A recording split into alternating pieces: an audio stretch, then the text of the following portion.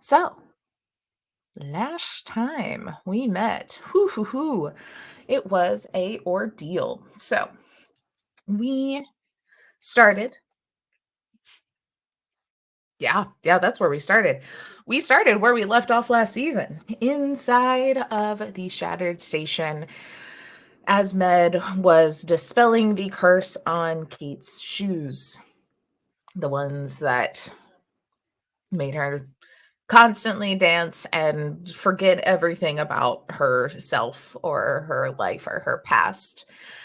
And as the curse was broken from them, Kate remembered her life.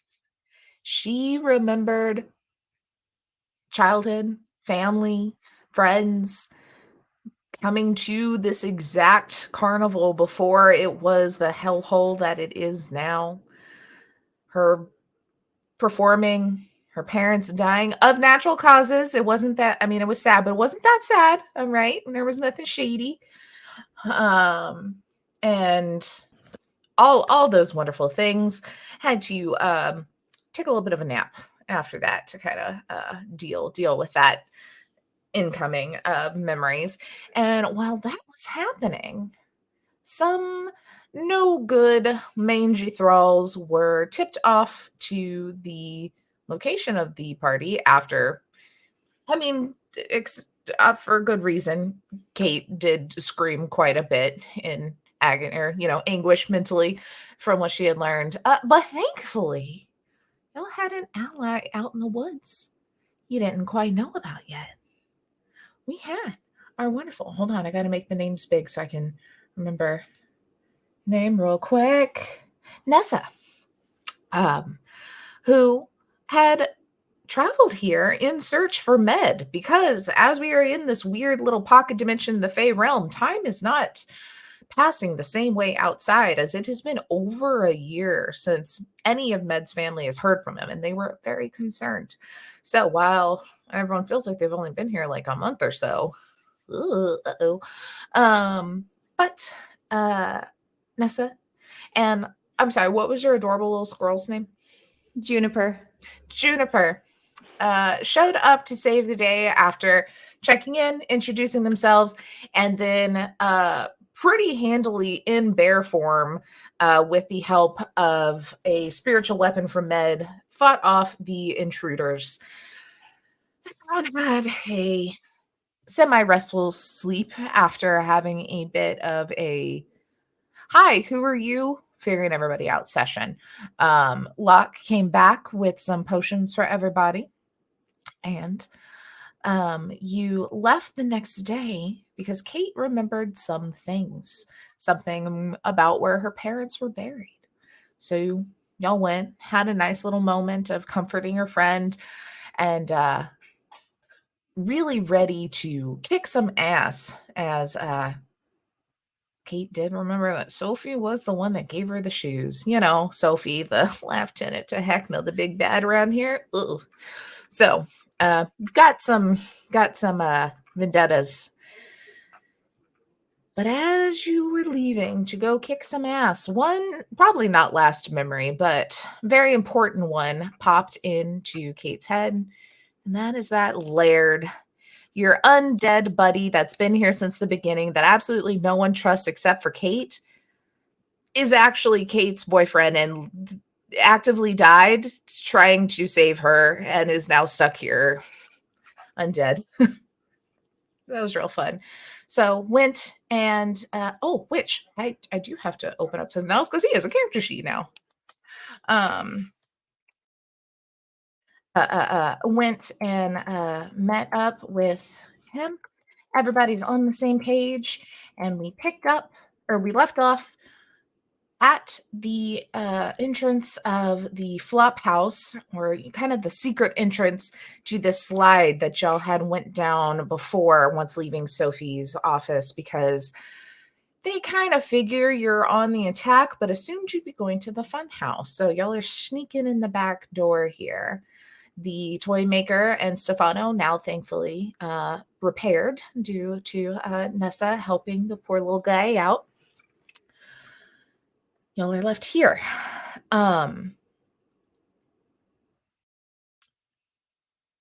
Do we want to do like a little like flashback retcon for any sort of Nessa Lemon interaction, or do you want it to be like, hi, things have been heavy. Nice to meet you an hour later. Honestly, I feel like we should do that, as that is now par for the course when Lemon meets anyone in this world, is that they are continuously thrusted into combat or something with them, and now they're friends. Yeah. Do I know how to make friends any other way? I'm not sure. I love it. Perfect. Let me get this character sheet open real quick. Nope. That's wrong. This. Oh, why is my dark reader doesn't work on that screen? It is still very white. Hurts my face. Okay. Well, then we start with you all behind this curtain looking up the slide here that you're gonna have to, like elementary school, run up backwards, but it is actually covered in like grease and wax melt that seems to be coming down from the laboratory itself. You're looking up at it and you see that, let me get the actual thing. You can see up, anyone with dark vision, like it isn't lit up very well, but you can see at least like the 30 feet that your dark vision, and it goes that much and a little bit more. Like you don't see the end of this actual tunnel. It's probably about 15-foot tall, kind of high walls, but it's only like 5 feet wide. It's enough for a person to kind of slide down. You've got this pretty steep incline, and like I said, slightly greased from some runoff from this library. So moving up it, unless y'all can come up with some real fun, tricksy stuff, is going to involve quite a few athletics and or acrobatics checks to make it up this without sliding your butt down a ton. Who wants to go first? I know. Mm-hmm. Bird Scouts always prepared. Here we go. Mm-hmm. My small friends, would you allow me to pick you up and fly you up there? One at a time. And then of course, I have a rope. We will toss a rope down to Kate and we can pull her up. Yeah. I need enthusiastic consent before I pick you up. I was gonna say I feel like I've been on your back already for like half of the time I've been in game. It's okay. I've also been picked up by men. Let's go. Look, I'm an equal opportunity picker upper. If you think it'd be easier, I could turn into something that could fly, but I would appreciate any strength assistance in terms of like helping pull up Kate. Mm-hmm. Okay. How tall is the wall? 15 feet. Did you say acrobatics check? Mm-hmm. I could do one and see. I got a +6. Well, you'll have a rope. I could also give an advantage too, probably. True. Yeah, so I assume that gives you like an advantage. Yeah.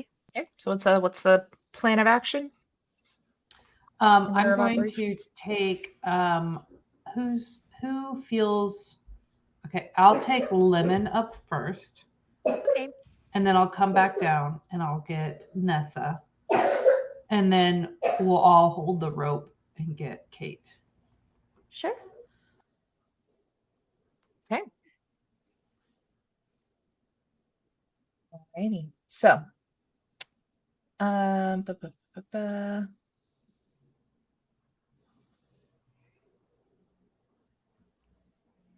right, so I guess with that, since you're not going to have to worry as much about the actual slide, I'll say for Med going up, just a stealth to kind of see how we're doing, and then Lemon, for once you get kind of dropped off at the top, we'll probably have you stealth as well. We're sneaking in?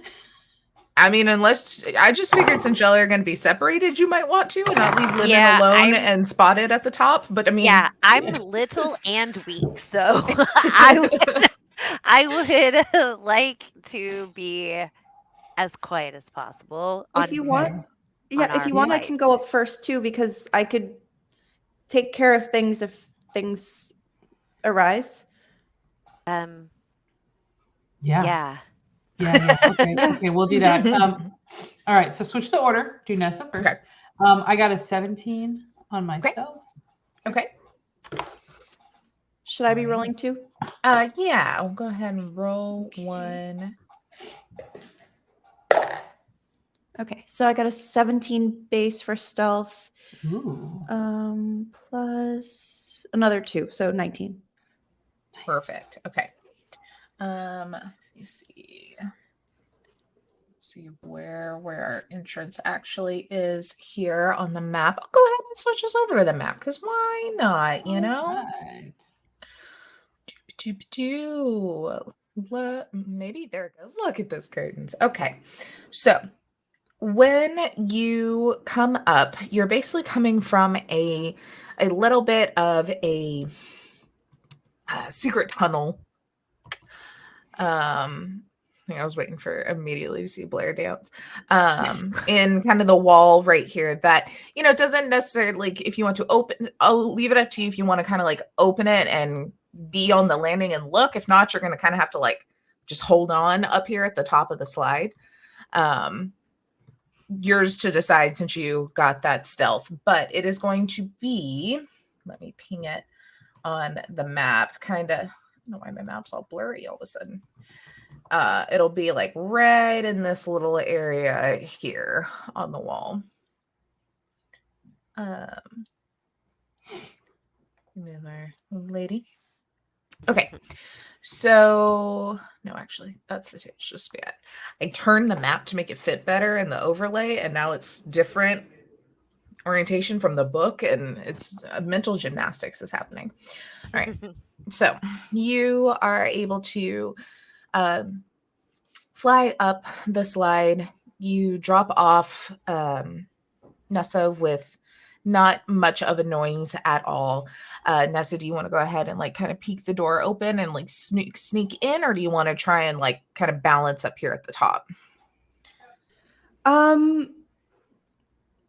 I think I'd be okay with just, well, if I balance on top with that, leave less space for them to be able to get up when they fly up in a minute. Yeah, pretty much once you would get the second person, y'all would have to kind of start going in. Otherwise, you're going to have that athletics check to just stay held up there. Yeah. I can start trying to like be sneaky and go towards the door.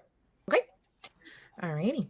So you kind of push on, it's like just a little bit of a false wall, and thanks to all this like wax and grease and stuff, it's not very squeaky, it's like naturally WD-40'd, as you just are able to push it open and kind of sneak in. We'll say we can maybe touch you like oh, you know what, I didn't upload you a token in here. We'll get that in just a second. We'll give you a girl from my Cyberpunk game for a second. We'll say you're kind of like hiding under the table right here, just ready for people to come in. Check and make her up. But okay, now going back down for Lemon. Let's do the same thing with a stealth for both. 8. Oh, well, great for me. 6. Okay.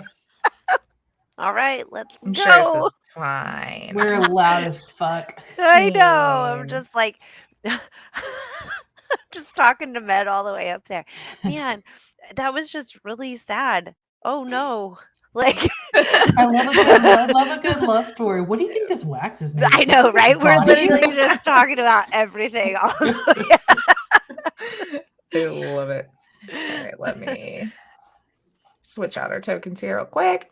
Okay, so yeah, you start coming up, and for you, Lonnie, for Nessa, she sees Let me give you access. Do I have you in the Roll20 yet?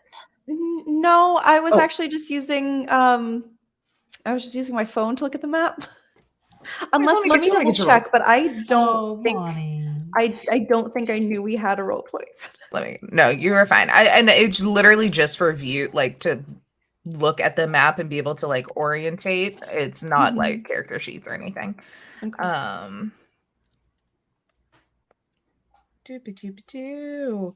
But you watch, Nessa, as you see Sophie in the kind of corner over there behind a table. Right thing. You see that there is she's kind of standing. She's got her back to you currently, as it looks like she's kind of messing with something on the wall. Maybe she had kind of walked over from these bubbling cauldrons and kind of gone over to this table and is kind of messing with some different equipment and materials of sorts. You can see that there's like this thick wooden panel or paddle that was like, melting the wax, as just something very odd is kind of being created here. You hear the echo of Med and Lemon coming, not quite realizing, I think, that their voices do travel up this metal slide pretty easily. And you see, like, very slowly, without like any sort of rush, as Sophie kind of sits down what she's doing, kind of turns around, leans on the table, doesn't see you, but looks at the now kind of half open false wall as Med, you kind of sit down, Lemon, and y'all are looking right at Sophie, looking at you. You can see that on this table, it's kind of strewn with mechanical parts. There's a half-built, like, gnomish marionette. Like I said, one of her hands kind of rests casually. The other, she clutches a small glass vial. You watched her, Nessa, pull it out of like one of the little pockets in her overalls, her little work on it here. She looks at you all, pops the top of it, downs it, puts it back, or I guess we probably just sets it back on her desk. You don't want breaking glass in the middle of a fight.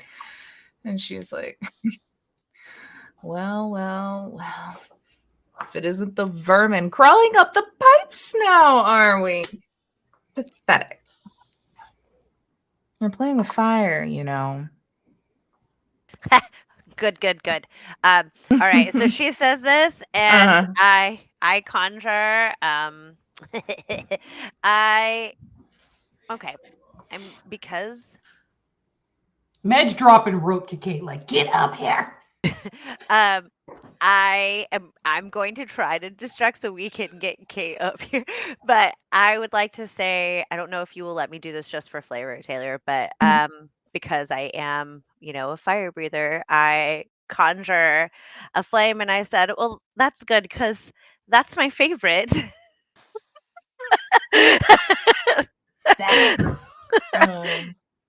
Lemon's a sassy bitch. Yeah. So what is kind of your demeanor as you do this? Is it just like, haha, is my favor? Or is it like, we're about to, like, it's we're gonna like, fucking tussle, lady? Yeah, like, that's so cute. I am cute. Yes, that's like I know I'm cute. What you're saying is cute, but I'm also love fire. So, Yes, okay, yeah, like, that's my favorite. Like, yeah. So, I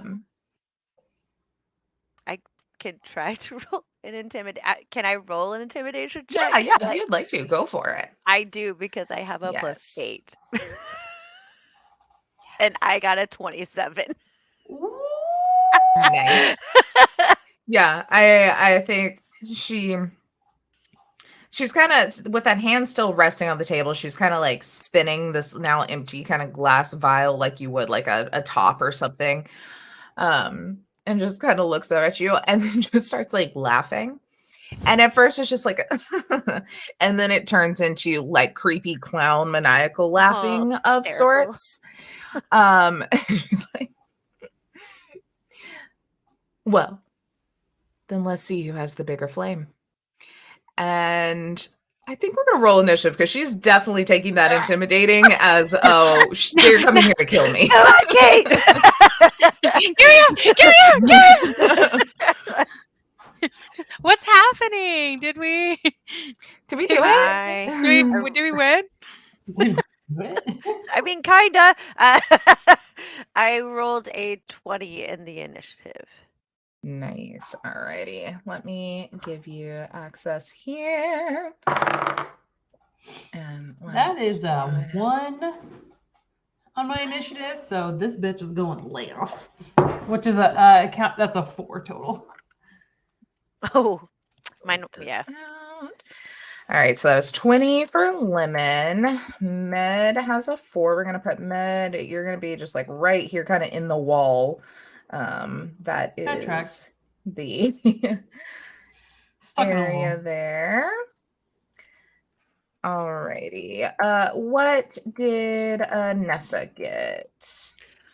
Oh, 1 second. I rolled in D&D Beyond. I got a that's fine. 13, but if I need to click the token, I can do that too.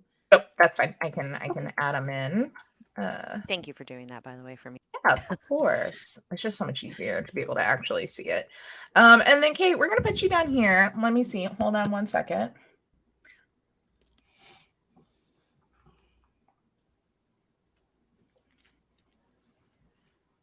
You're down here.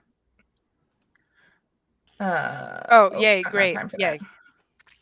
That's so far away. Awesome. Alrighty. And what is your initiative? 14. 14. Okie dokie. That's right. I'll get up there soon. Then let me go ahead and roll Sophie's pretty solid initiative. I hate 20.14. so it rolls to automatically like account for ties. And so since were you at 20, Lemon? I feel like you weren't. Yes, You were? Okay, yeah. I rolled an 18 plus a 2. There we go. So yeah, so then it added that weird decimal to be like higher. Okay. That will not do for now. Definitely nothing else wrong. Don't you worry your little heads about it. There's nothing else. There's nothing else to worry about at all. Okay. Mm-hmm. Okay. Mm-hmm. I don't know what that is, but I think I'm worried about it. No. It's a wax bro. Right? It's totally fine. Okay. We're gonna put this kind of up over here so we can have the trajectory there for Kate. And okay. Oh boy, oh boy, oh boy. I'm going to just apologize. Okay. So Feeling less good. I think what is going to happen first is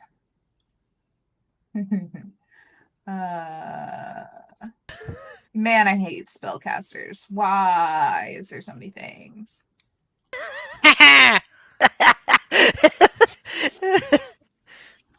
We don't feel bad. I should stop talking. She's going to use this against I us. know. Yeah, Let's not antagonize the doing fine. death dealer. The death dealer. Can we get shirts that just for you to wear with that on it. Learn to wear Don't this. antagonize The the death death dealer. A demon death. Like Yeah, I think that's what instead of like GM, DM, ST, I want to be the DD. Oh Death man. dealer. Mhm. That's what Rich is, right? He always likes to do Yeah. DKs. I did have a character killed by Rich. I did not survive the charity game. Okay, so good God, I hate things. So I think what they're going to do is first. I forgot there's a lair action. Men, Lemon, and Nessa. I need you all to make a dexterity saving throw, please. As y'all look into this room. And so the laboratory itself is about 60 feet by 40 feet long. You can see that hanging on these like meat hooks all along the ceiling are these different bodies that are like made out of like wax. And they're almost on this like conveyor belt that kind of circles the ceiling that is just seems to go forever up. It is like cavernously large, windowless room. You've got this like hot, humid air and this just like sour, foul smell from whatever this grease and wax is that is in here. You can see that several vats of substances that look like wax, blood, bile things kind of gurgle in different cauldrons, releasing bubbles of that, like those fumes into the air. You can see there's a huge shelving unit that covers an entire wall laden with books and tools and beakers and vials and jars of different little organic creatures, you know, like little like specimen jars. All in various stages of preservation, different scientific apparatus. In front of the shelves, there's this long wooden workbench stained with blood and opaque wax of various skin tones kind of covers this desk. You looking at this just room and horror in general, the ground has like a layer of this like ick on it that you see in that square between the three of you starts to bubble and shoots up like a geyser. What did everybody get on their dex? Well. Med got a 20. Okay. You're so good, Med. I love you, Med. I got a 4. Yeah, I saw Oh, that. good. I got a 5. Oh, I was afraid it'd be the Crystal? lowest. It's Wait, 'cause I Med- got a Lemon. 21. Lemon, you get advantage because you shoes, don't you, on dex saves? So Is I that was the thing on it? I can't remember. so I was gonna ask if you could link them because I just went through chat and could not find them. Like Yes, let Because me pull them real quick. I'm not sure. I want to say they're in my inventory, but I don't know. I've got them in Sorry. the Legend Keeper. Let me grab that real quick. But I think it's dex saves you get. Okay. I gotta advantage on. say, one of my favorite, even though it's not a good thing, but it's one of my favorite things to hear is whenever Holly rolls bad, and it's just a well, like every time. I love it. It's so good. Just tried so hard. Like I got a 4. Just so good. All right, there you go. all right, well I did get better. I got a 13 if that's true. So Okay. Yes, it is. It is. You have advantage on dexterity saving throws. nice. Okay. Let me see. Where is No, thank you so much, Taylor. you're very welcome. I've lost the page that has my layer actions, so I know what the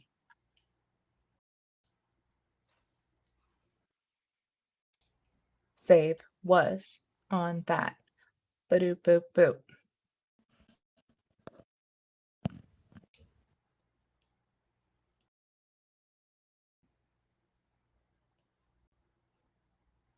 There it is. Okay. What I'm gonna say Nessa. Not doing hot. What was your new save? For Lemon? Oh, it was 13 this time. 13. Okay. Let me grab some dice here for this Larry action. Okay. So you all watch as this just geyser of ick comes flying up and just covers. We'll say, you, Nessa, are under a table. You don't have a lot of range of motion, really, here as you're trying to go away. Whereas Med easily can kind of stick back in the doorway and kind of have the door take the majority of it. Lemon, you are just barely out of the blast of it here, or you're able to kind of dodge out of the way as your shoes seem to just give you a quick little extra little shuffle to the side as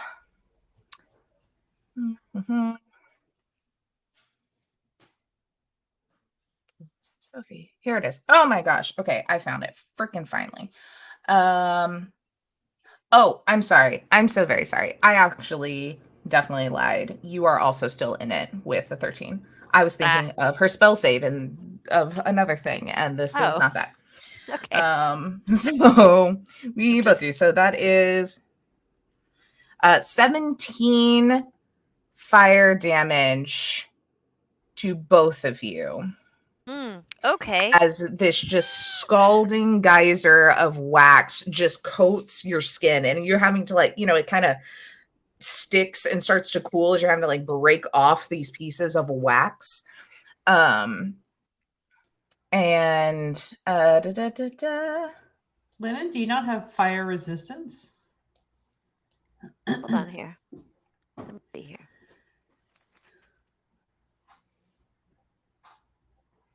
No. Don't. Boo. Yeah. So 17, you say. Okay. 17, right off the bat. What's that? But it is no, actually, that was the lair action. I lied.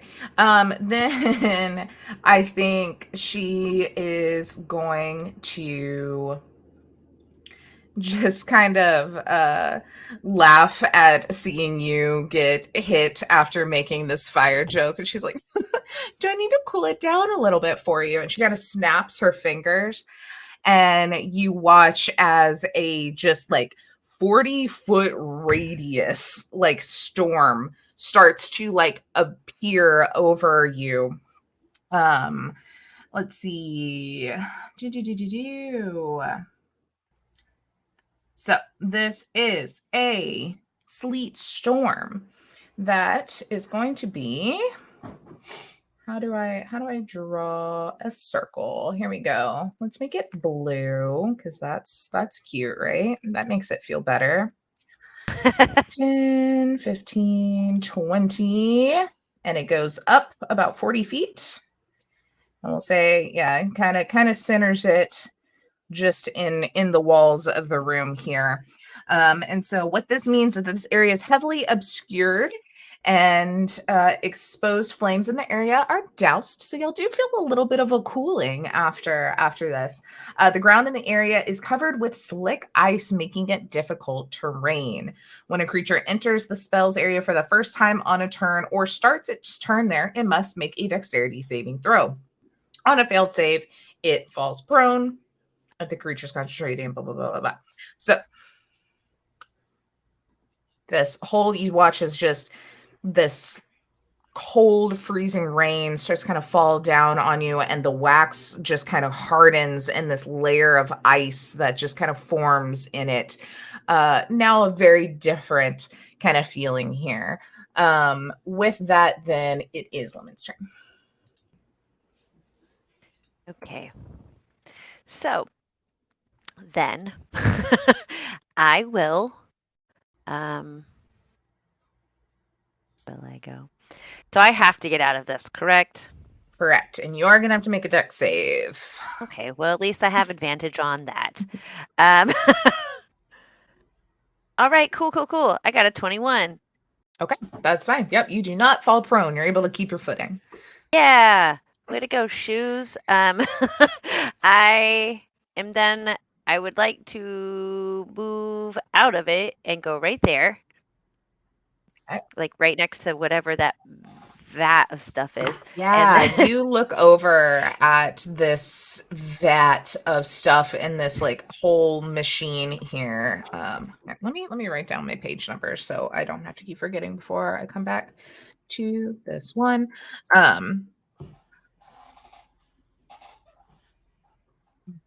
Okay.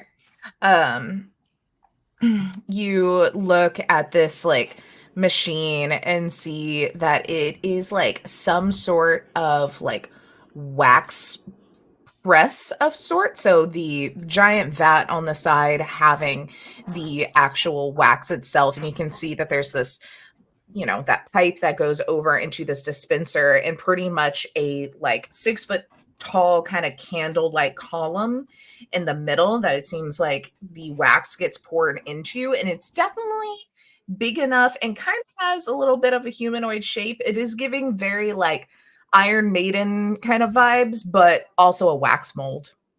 okay. It's not looking too hot, but currently it's switched off.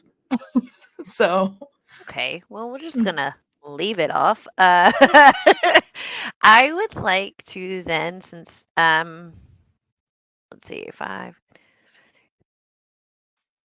Okay. And that is just a table in front of Sophie, correct? correct. Okay. I would like to then. I'm gonna just firebolt her. Okay. Got a 19 to Yes. hit. Okay, a 19. I can't imagine would miss. Does hit. All right, great. Big numbers. Nope. All right, fine. I do 4 damage. And then I would like to hold on here. As a bonus action. Oh, see, do I want to do that? You know what? I am going to do that. I'm going to spend 3 sorcery points to summon my Hound of Ill Omen. Ooh, okay. And it's just a modified direwolf, which I will pull up here in a second. But Beautiful. and I want to summon it next to her. Okay. And then I don't think it gets a turn. Or does it? Let's see here.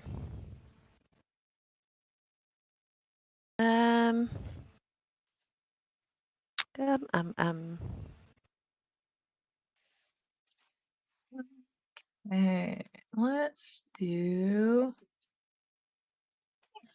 Bring in this little roll 20 asset wolf, and I'll go ahead and give you access to it as well. Okay, cool. I don't think I get to take a turn immediately. I don't think I do. Okay. So, Okay. all right, then that is my turn. Alrighty. That then brings us to Kate down at the bottom. Currently not a rope towards you yet, but you now hear the echo of chaos happening. I thought the rope was being sent down. We had to roll initiative because Okay. women talked big game. I'm so sorry. Okay, so if I hear combat happening, yeah, I'm just gonna try to like run up and do I don't think I have anything that'll help me per se. Oh, I gotta bring in Laird. I don't have a token for Laird. I Oh, know yeah. I'm getting something. He's down there with you. Yay. Oh, okay, so maybe to flavor it kind of, do I have a rope? I might have a rope. Hold on. I don't have a rope. Yay. But the rope is coming down. Okay, so maybe to flavor it, I'll like look at Laird and just like, do you remember that one thing that we used to do in that one show, bed spring? Do you Oh, remember that? that. Yes, that I do. I thought you were talking something else. Go on. What? Anyway, let's do that now. And basically, what it's gonna be is like she gets up on his shoulders, and he kind of like squat jumps, and that kind of like sends her up the wall, and that's just how Flavor just trying to get up the wall. I like it. I like it. So do I do acrobatics? Yes. Okay. Acrobatics. If I'm proficient in it, do I do anything extra? No. No, because their proficiency should already be added to the total in the thing. Gotcha. Okay. Words were hard. Ba-bam. 17. 17. Okay. You kind of get a lift up from Laird and start kind of running your way up. You're feeling very agile, having like full use of your feet here again. As you are able to with the check here, move your movement up. So it's 5, 10, 15, 20, 25, 30. Are you Oh, I made you double wide. 30 speed or more? Yeah, I'm 30. Okay. No, that far up. I'm gonna throw in just like a random image. I'm gonna use again another cyberpunk guy. But Blair, you should, if you so choose, the challenge. Find me like a little pit crew and just make how hot you want Laird to look. Okay, got it. Okay. Cool. I'm still Love listening. that. I'm still listening, but I'm also making hot Laird. So just know that that's happening. Yeah. Can I, if the rope was like being sent down, am I at a point like up the wall where like maybe I meet it halfway and can kind of like rush send it, or no, or not? No. Okay. Because actively the rope is still getting like pulled out and fed, you know. Hey, if you never ask, you'll never know. So there we go. Alrighty. Let me give a little Laird a turn here because I did goof and not do that. Didn't roll too hot, so that's fine. We didn't skip him. So boop, boop, boop. That brings us to Nessa. Oops. I went too far in my order. That brings us to Nessa. So you are in the sleet storm. So you're going to do a little dex to get out. But as far as you know, unseen. Okay. So I'm thinking that I want to kind of remain unseen. So could I go under the table just on the other side that isn't in that aura? Or would it still be kind of like doing damage because it's a sleet storm? It would be really cold. But like if I'm right outside the aura, would it be okay? Or is that too close? Yeah, no, you can definitely move out of it. You're still gonna have to make a little bit of a dex to kind of stay under that table, but not get all out of whack. Sure. Okay, let's see. Hopefully it's better than a 5. It's an 8, which is not better. Yeah, so you start kind of scooting over, and your feet get, we'll say because you're short, but it is still like the table. You're slipping a little bit, and you do kind of slide on your butt. You make it, we'll say, over a little bit. As you're kind of like. Am I able to do anything in the sleet storm, or is that kind of? Yeah, just movement is currently not great. So if you want to use your like. It doesn't like specify, since you didn't get to actually move. Creature spell, creature. You could still just move half your movement, like you spend basically half your movement to stand up. That's how like movement kind of getting up from prone works in this game. So I'm going to say, since you haven't really done anything but slip, if you still want to do that, and you can still do any action like ranged or anything like that you wish to do, no problem. Sure. Okay. So I'm basically going to be spending the move just to stand up, even if I'm in that space still. Right. If And you want, or you then- can stay seated if you'd like. I mean, I was actually going to cast a spell, so it probably wouldn't need to. I wouldn't need to be standing for it. I just want to make sure I have clarification on just the wording of one of the spirit totems that I have. So it says the hawk spirit is a consummate hunter aiding you and your allies with its keen sight. When a creature makes an attack roll against a target in your spirit's aura, you can use your reaction to grant advantage to that attack roll. So that kind of sounds to me like I should be putting the totem near who I want to attack. So we have the ability to grant advantage on the attack roll if someone's in that range. Yes. Yeah, that sounds right. Okay. So then I would like to, so I have to place it within a range of 60 feet from me, which is I think Sophie only like 40 something, I believe. Yeah. Or yeah, no, 20. even. She's 20. Yeah. So I want to place that. And it has a 30-foot radius. Okay. So I wouldn't be able to get her wax monster in there as well. But if I kind of have her like right on the edge of it, if this thing moves anyway in that direction, it could still happen there eventually. Like kind of that? Yeah, or that looks good. over one more. Sure. Yeah. I think, yeah, just so maybe there's a potential. Actually, let's keep it the one clicked over to the left, because then there's less of a chance that she can just like step right out and not have there be a point anymore. Yeah. But yeah, so basically, if anyone is trying to attack Sophie, then I can give them a reaction of an advantage roll on the attack roll, and everyone has advantage on wisdom perception checks in the while in the aura. So if they move up to melee her. Okay, sounds good. Okay.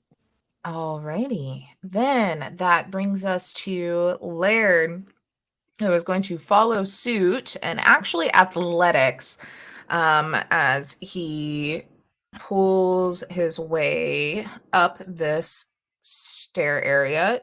22. Yeah, I think then just following directly behind Kate's kind of just,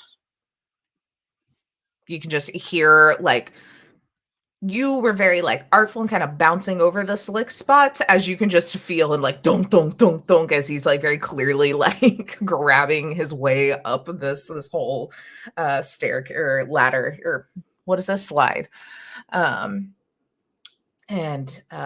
you can see him just kind of making his way right behind you.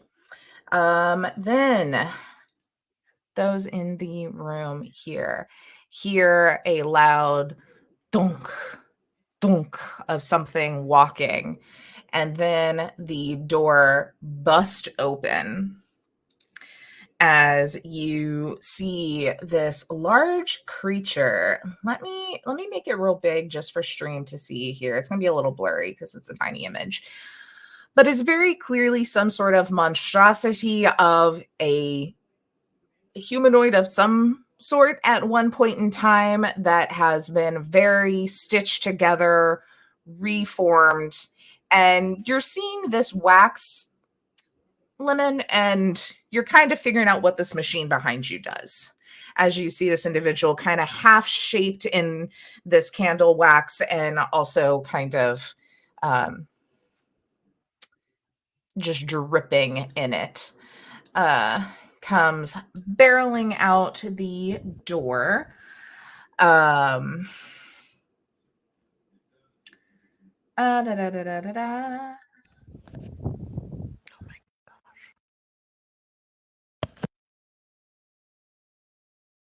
Okay. Then you see that it just kind of starts barreling its way towards you, Lemon. And oh, puppies. So we'll say that is 5, 10, 15, 20, 25, 30. Let me roll a quick dex save to see if this poor low intelligence creature realizes it's slippery. Gonna say probably not with the dex of 6. Let's see. That's a 2. Yeah. As he just dong hits it and just like whoop, like lands flat on his back. The wax kind of immediately cooling and little bits of it falling off. But I think in your position, Nessa, as he lands, y'all just lock eyes. Like, uh-oh. Oh no. That's all the guy can do. Good. Ran in. Or actually, You hit me for 17 points, Taylor. I think he's gonna swing at Nessa just because they're within range. It is gonna be at a disadvantage because you're on the ground. If that helps at all. Why is it? Wait, hold on. What's happening here? What is this roll of two things?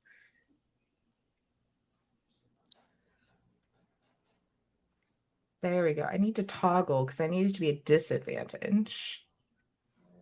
And then, yes. Okay. Disadvantage. Thank you. Glop. That is only a 9 for the first hit, so I'm going to say that probably misses. Nope. But he is going to swing again. This time with an 8. Did y'all hear that? I don't know what's happening in there.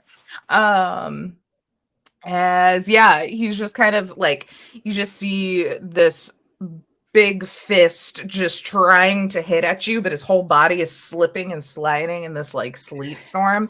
I think you hear Sophie like, oh, for fuck's sake, as she starts to like dissipate the storm. Like, God.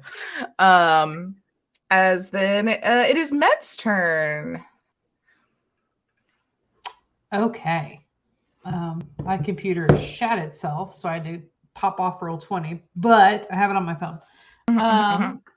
So am I like mid rope out situation? Yeah, like I think you could probably just finish dropping it enough to get to Kate now, since you're not having to drop it very far. Okay. And is that my action? I'll give it to you as a bonus action. You're already in the process, Sweet. Okay. Then I would like to go ahead and do spiritual weapon. Okay. On her, she only has to be 60 feet away, so it's going to be on her. Taylor, if you don't mind controlling that, since I'm on mobile, I would appreciate that. So it's going to be kind of next to her. Now, does that get the bonus from that little aura that Nessa put on there? Since it's not me, but so I can use it as a reaction to be able to grant an advantage on that attack roll. So that would apply for this, I think. Mm-hmm. Okay. Yeah, I would say so.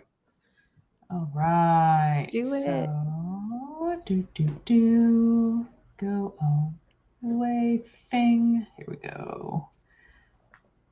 Okay. There. That's one of them. Let's do the next one. Advantage. Come on. Oh my God. I rolled the same thing twice. Fun. 13 what is the hit? total? 13 does hit currently. Yes. Ooh.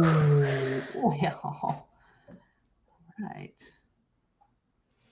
And that is going to be 11 damage. Hey.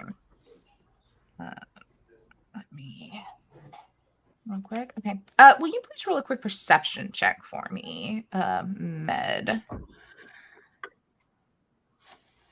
Yes.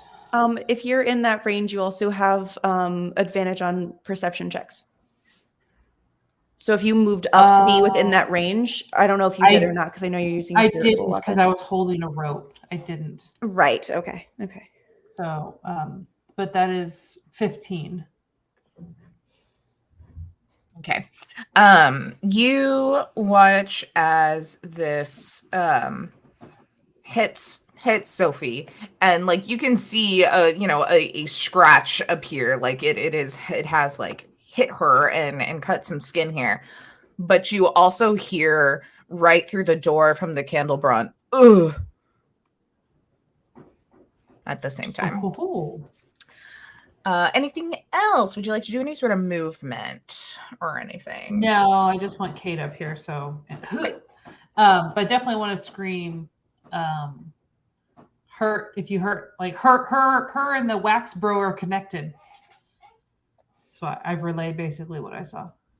Okay. Okay. This goes back up to the top of the round with a lair action as the hooks. No, not yet. Not yet. I was like, hooks. What? As the cauldrons near you, Lemon, over here in the side of the room, you can hear one of them bubbling. Okay. And you see it starts to bubble and kind of like boil over, but it like almost immediately congeals as it makes its way over the edge here, as some sort of blobby shape just comes out and kind of fills this space here.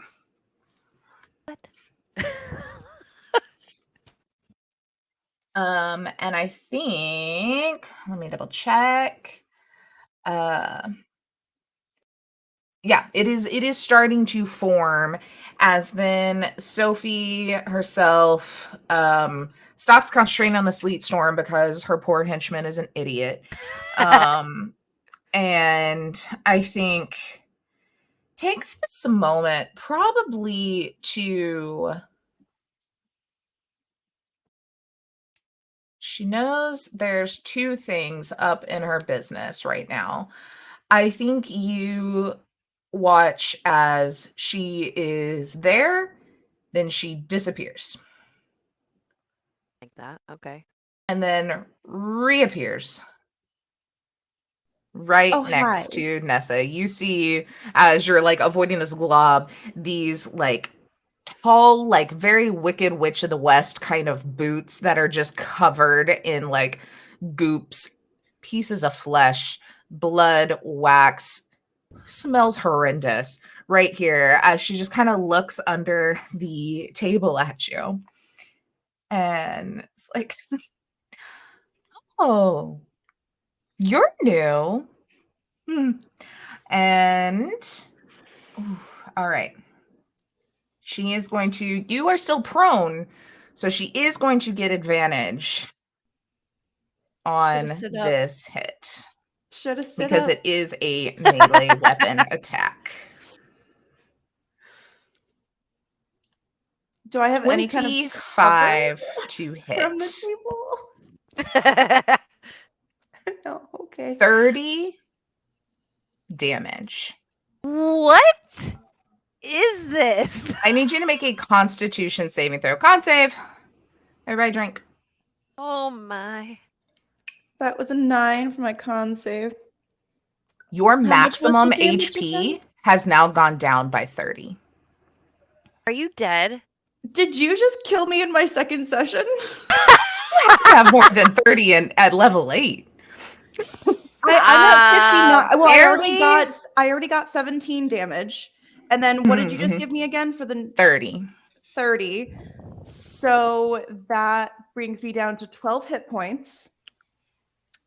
And then you just knocked me down. Do I lose 30 hit points with that, or is it just my total? So if I go your up total to now, it? yeah. So if you get healed, your cap is 30 less than it was. So that's 29 hit points max. Okay. Fuck. All right, I'm gonna kill things. I gotta do it. She don't fuck around. Cool. I was just like, firebolt. get on my healing. How do I even fix my max hit points on here? Let's look. I'll figure it Oh, out. on there? It's Not like too sure. Isn't there a restoration spell? Yeah, I would allow that. Allow that to work. Are you on D&D Beyond? Wait, I have lesser restoration. Is that wouldn't do anything probably? I think it has to be greater. Yeah. Okay. Yeah, but like how to set it as your new, I'm not too I terribly can tell sure. you. You'll click on. You just click on where it says hit points. Except for where it's your max, and then it'll say temp hit points, and you type that in. I am fairly certain that takes care of it. Okay. I could be. Yeah. Nope. That does it. Okay. Okay. Okay. Yep. With that, this ooze will look over at Sophie, who points at the wolf, and it goes bedoop, bedoop. How fast can it move? My wolf or that? No. This the dude. amalgamation you've brought. Oh, not very far. Yeah, my amalgamation. He makes it just up to him, but uses his entire move and action. So the ooze is within range of the wolf and the spiritual weapon currently. That brings us to Lemon. Okay. Who has the disco stick? So I'm fairly certain. Oh, I'm sorry. Say that again, Kelly. Who has the disco stick? Actually, it might Blair? be Holly. You? Is it me? I think so. I don't want it. It's passed around. If y'all want to just declare who picked it up this turn, like this adventure, you can, because it's been passed around a bit. Who also remember it? y'all have the 5 superior healing potions that other bird guy. Oh yeah, that we got right at the end. Yeah. And y'all found the greater healing potions in the handy helpers. Yep. We probably would have divvied those out. Yeah. We'll say 2 apiece. Yeah, and we were like, "Hey, new friends, you also can have these." So yeah, everybody has 1 superior and 1 greater on them, and then someone has the extra superior. You can decide, or maybe it's given to Laird if you want Laird to have a backup just in case. Yeah, we'll give it to Laird. Love and all. All right. What does the disco stick do again? So it has healing. That's what I thought. Okay. It's 2d4 of healing. Okay. And it's an action? Bonus action. And there's 8 charges a day, and we would have recharged it, obviously. Yes. Okay. So, all right. Technically, I could roll my my monstrosity Hound of Ill Omen would get its own turn, but I'm fine with it being on my turn. If that's okay, that with makes you. it easier. We'll just just know that it that's what we did last time. Okay.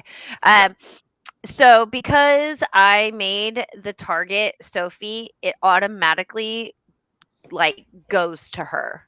Okay. So it would do that, and then I'm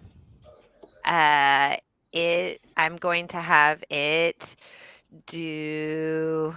Let's see. There's one ally. Great. So because it's a dire wolf-ish, but a hound. It has pack tactics, so it has advantage on attack rolls, and I am going to have it bite her. Yeah. Okay. Get her. Right. I'm trying to kill you. So that was a 15 to hit. That will hit.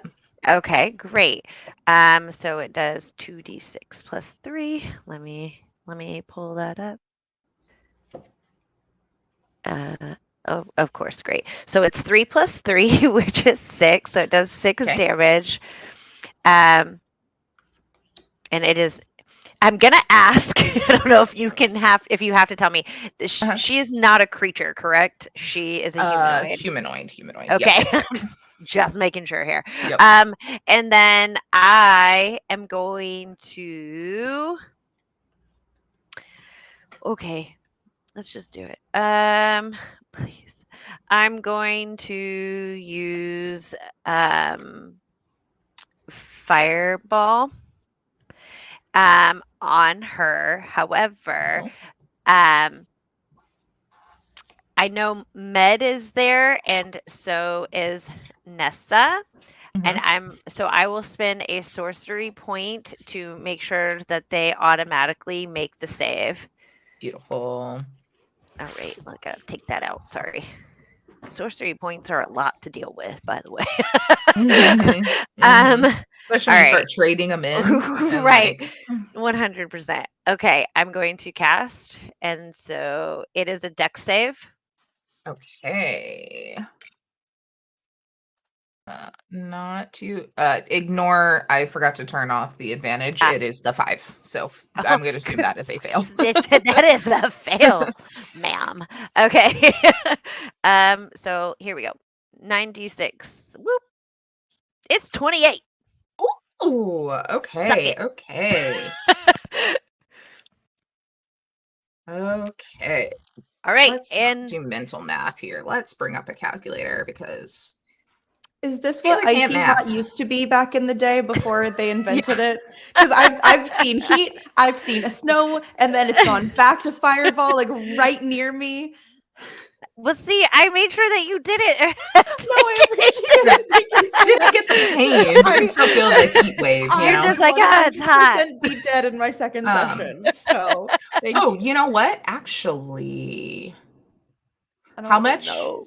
total? Let me look again. Sorry, it's 28. 28. Mm-hmm. Okay.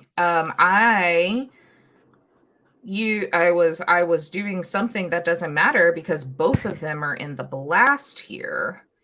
Oh yeah, the Because gloop glop. All right. yeah. So that makes it that, but then that also makes it that. What? You see that Sophie's a little cinched. Definitely took some damage there. But clearly, this candle brawn creature took so much more than what, like, it was like Right. almost more than double that damage was pushed over to him. You still Oh. see like the ends of her like really coarse red wild hair are pretty singed, but she still has this little smile and is like, that's more like it. Okay. All right. Would you like to move or anything? Or are you good there? Uh, I, I, I don't know if you want to count this as an action. Is there oh, can I look for a way to make sure that no more amalgamations came out of it? Like, I'm not trying to do anything. I just want to see if there. You said that it was already off. The switch was off, so I didn't know if there was Correct. anything else. Okay. Yeah. And I'll say, yeah, with that, just kind of looking around, like it's off. It doesn't look on. Like, yes, the wax is still bubbling and like something came out of the wax earlier, but this Okay.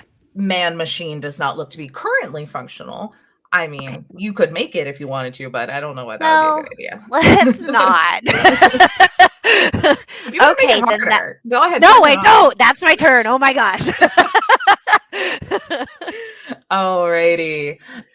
Kate, advantage since you have a rope that has just slid down to you. Yahoo! So still acrobatics? Acrobatics or athletics. Acrobatics. Oh, and I have an advantage? Yep. Okay, that one's better. 18.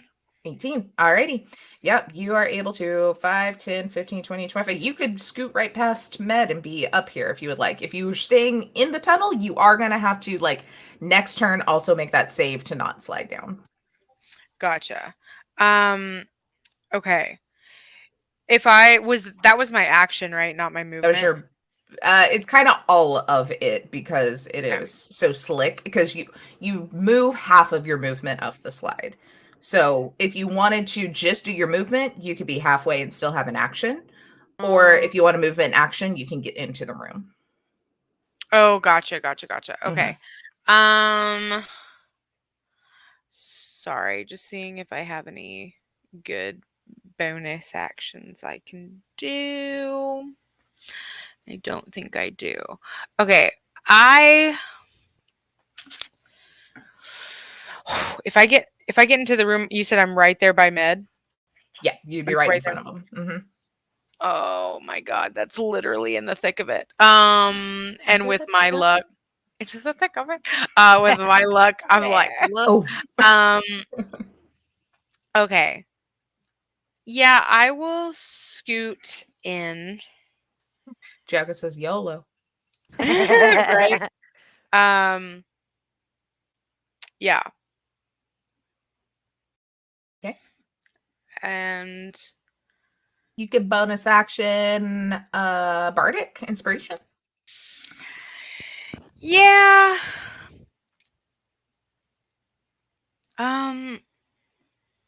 That's the only bonus action I know of for bards, so that's as much help as I can be. And I kind of want to keep those because I realized I didn't realize this last fight that we had is that bardic inspiration I can do some stuff to kind of like interrupt things. So Mhm. I kind of want to keep them. Okay. Yeah, I'll just like slide in and then you know, as much as I can. Yeah, if I could like go one more square to hide behind that table, but if not, then I'm just in it. So I already cheated and gave you an extra square to technically get past med. then we're good. Then we're good. Because it Yeah. should take you 2 movement to get through med, but I hate that rule. We've been playing Cyberpunk long enough. I like being able to just move where you want to fucking move. For sure. It's 5 feet. You got so much room. Right. All right. Yeah. Um, Yeah, I think you just hear behind you like, "Hate to see you go, but love to watch you leave." Laird's still like coming up, just watching your ass. I love it. Oh my god, not now. Alrighty. That then brings us to Nessa. Okay. So if I were to disengage with Sophie, would I have to take an attack or would I have to like take some kind of special action to move away from her? So you can take a disengage action, Okay. and then that means they will not hit at you. If you just Mhm. go and move, they will take an attack of opportunity. If you Right. have something like Misty Step or something along that lines, that's kind of what she did to avoid getting attack of opportunity because it's a magical, you just disappear. So I don't have a Misty Step. Okay. I am kind of looking into conjure woodland beings. Is that something where if I did that, potentially they could push her back and I wouldn't be in contact with her anymore? Or would I still have to move and then also? I mean, I think not necessarily they would move her back, but it would give her more to pay attention to. You know, so that Okay. could work in your favor of like, oh god, there's a swarm of things, let me deal with that before like paying attention to you. So right now I think basically I am like in shock. I'm a little bit knocked prone. I was not expecting that this was going to be happening as extremely as it is because I'm new to all of this. But I will cast my 4th level Conjure Woodland Beings spell, which allows me to create 1 Fey creature of challenge rating 2 or lower, 2 Fey. Anyway, I'm thinking 4 Fey creatures of challenge rating half or lower, which one of the examples are for satyrs.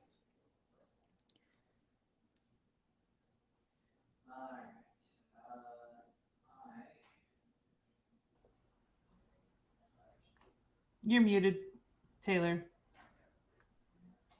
You're muted. You're muted. I was saying, let me look for a little some sort of image here we can use for them. Yeah.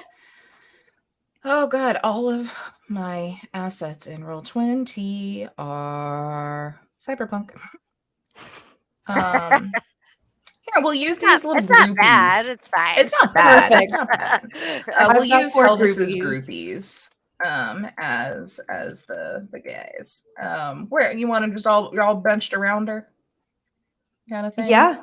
I mean, if there could be one like almost kind of like if she's looking right at me, like almost kind of like right to her, like diagonal, so it could be ready to attack her and push her back. Yes, absolutely. There you go. We got a bunch of groupies. All right. And I'll just give them the Different command, protect the party from Sophie and her minions kind of thing, Beautiful. and gesture towards her. And then are there any bonus actions I can take? 'Cause I'm still not really familiar with bonus actions. If you look on the actions tab, there should be one that says bonus action. Yes. There's not a ton really that I can think of or know of. Can she take one of those like potions, or is that an action? Yeah. So I don't remember who I stole this from, but I really like it, of where you can bonus action take a potion and roll to see how much you heal, or if you take your action to take a potion, you can get max healing. Ah, okay. Oh, Okay. I also like that. Right? Isn't that super cool? It's like That makes total sense. Like normally it's an action and you still roll, and I'm like, that's too Yeah. sacrificial. Like, agreed. so I like that little switch there. Okay. I like it. So how much is the I think we have one superior and one lesser healing potion Mhm. each. Yeah. Mhm. So I just Let me I was see. just I think handed them. superior healing. I just looked it up last time. Superior is 8d4 plus 8, and then the greater that y'all also have is 4d4 plus 4. 4d4 plus 4. Okay. Well, that's a little upsetting because I probably don't even need that much healing, but because I only have 29 hit points total now for, because that's fun. You've got the greater too, if you'd rather just do the 4d4 one. Yeah, that's what I'm yeah. thinking. Okay. So 44 plus 4, 2, 3 is 5, 6, and then 7, 8. So 12 hit points back. Cool.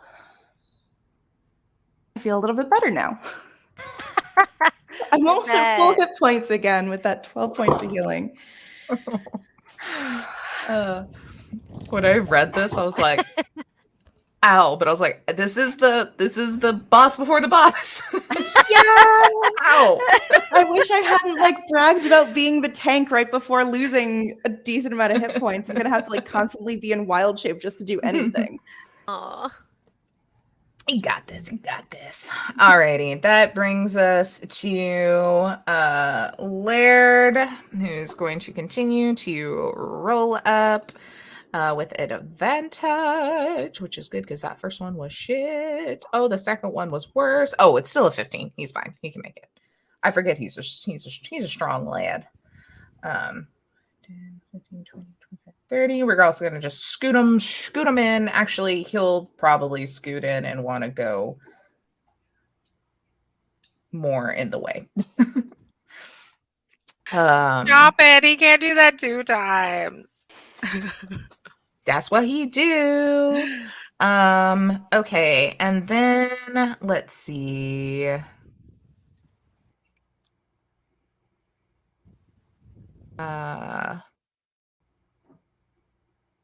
I think he's gonna just run in and just immediately attack. He's gonna use his action surge and just get into the shit here. Because our boy's a fighter. Let me grab real quick because those are not the proper.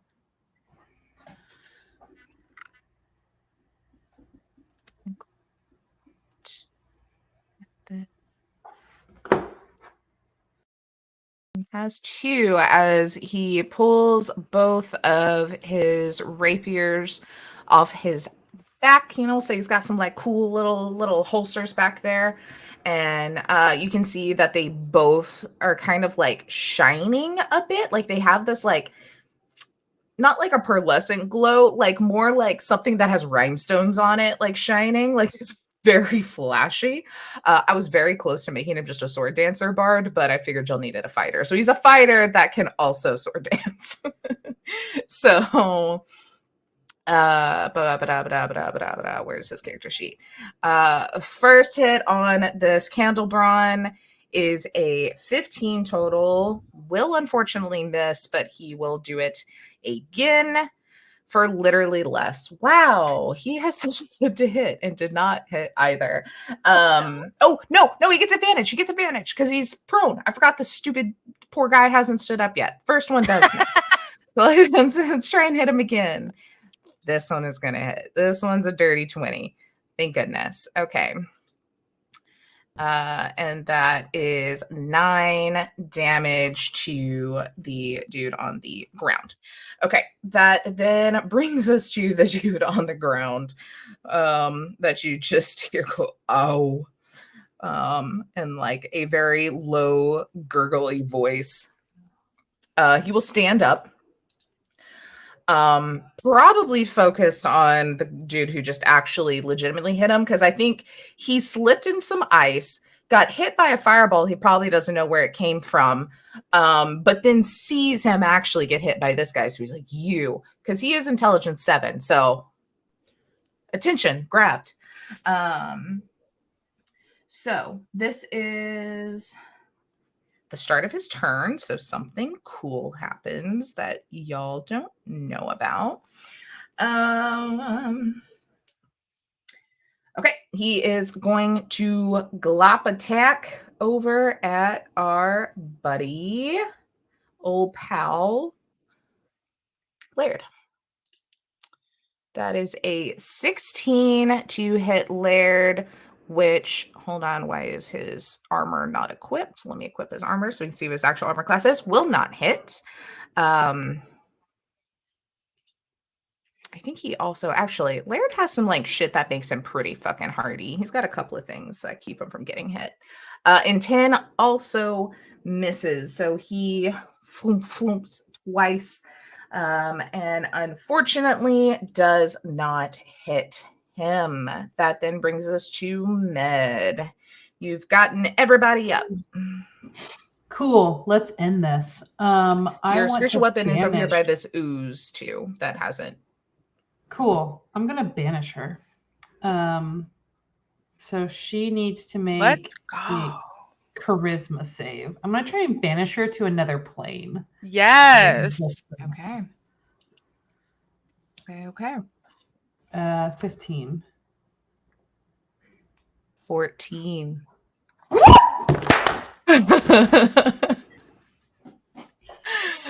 And she's not good enough for legendary resistances yet. Yes. No Let's way. go. Oh! Oh! I'm so excited. I didn't even keep the spell up, but I didn't think it would work. Hold on, let me bring it back up. Oh shit, that's awesome. Okay. So they're banished to another plane of existence. Are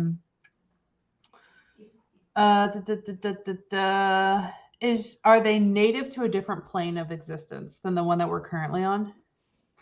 Mm-hmm. Yeah. She is? Okay. Because I mean y'all are in the Fae right now. You know, she doesn't look Fae. Okay. The target is banished with a faint popping noise, returning to its home plane. Okay. Lemon, you're focusing in after this fireball spell. Nessa, you are on the ground, just last-ditch effort, trying to like get a little bit of strength back, and then y'all just hear, and she disappears from in front of you. Wow. Y'all have 10 rounds, or until Med loses concentration before she comes back. No. Well, as long as I don't lose concentration, she doesn't come back. I thought it was a minute. Oh. So yes, it does last 4 minutes. If the spell ends before 1 minute has passed, the target reappears. Otherwise, the target doesn't return. Oh, okay. So you have 10 rounds to not let Med lose concentration. Okay, that's fine. Get at the edge of the room. Okay. I just got Okay. there's 4 satyrs that can attack this big guy. There's Laird, like Med, just run. Just go Does Mhm. the move does away. do the other what happens to the other constructs that she clearly was controlling?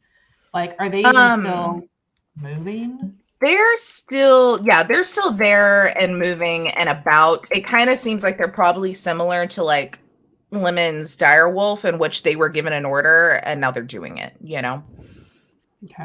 Roger that. So Okay. she can't give new orders, basically. Yeah, no. Okay. Sweet. Cool. Meal, protect me. Right? No, don't not take gonna this do away it. from me, Taylor. I'm not Do gonna it. She has Take this away counterspell. from- What level is banishment? 4th. She has to roll for it.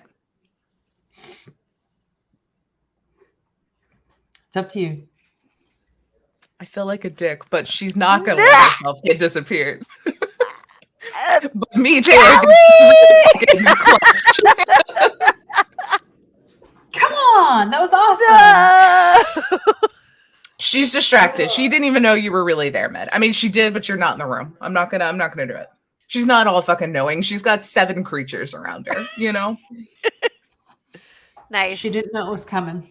Mm-hmm. Good. Mm-hmm. Damn. All right. Is this one of those things where Hecna can bring her back, though? I know. That's the only thing I'm worried about. First- like, yeah, he can first just welcome off, her right back in. Yes. Second If off, he knows where everything she is undead. That's Yes. All right. Everyone Would you has like to not a move or Hecna. do anything, Med? Me? Mm-hmm, mm-hmm. I want to get to a, I guess, I want to be over by Lemon. Okay. Is that what's Huddle. going on? I just want to be Yeah. super protected. Okay. Yep. Alrighty. That then brings us to not Sophie. Wait a minute. Let's Can I do my spiritual weapon bonus action, but Oh, still do yes. concentration? Yes. Ooh, okay. Then, As long as he it's was not by the- another concentration spell, you can do it. So I don't think spiritual weapons concentration. I don't think so. No. Okay, so I'm gonna do the gloopy guy that it's right next to. Okay.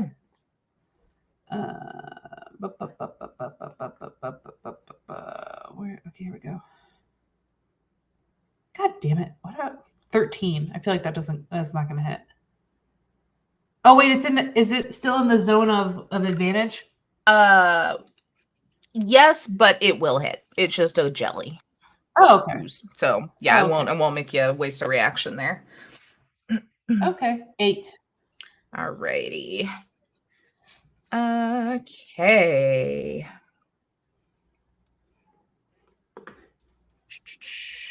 Alrighty. Then not the lair action because there's no Sophie to make the lair do things. Then Yeah. not Sophie's turn because there It's is no mine. Sophie. Let me keep track here of our rounds. Lemon. Okay.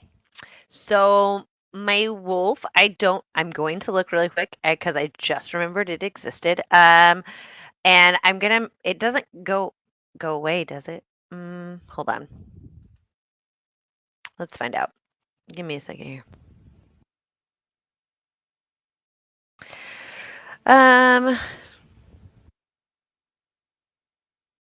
So quick clarification. The target is not reduced to 0 hit points, correct? Correct.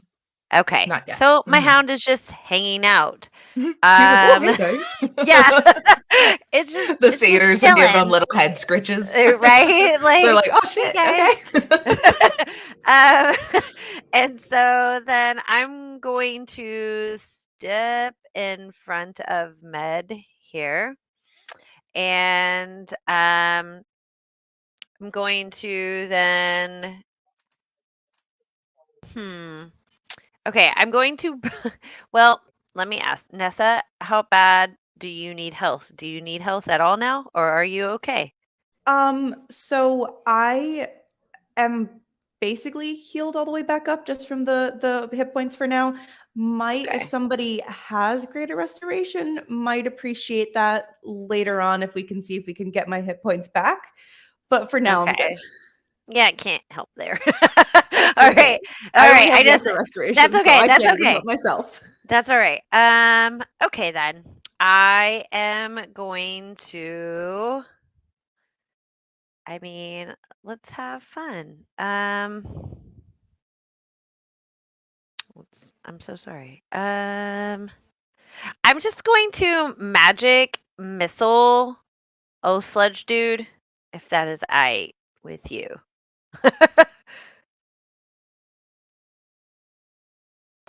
Oh, you're muted. Keep muting. Those auto hit. So just tell me whatever Okay. your damage roll is.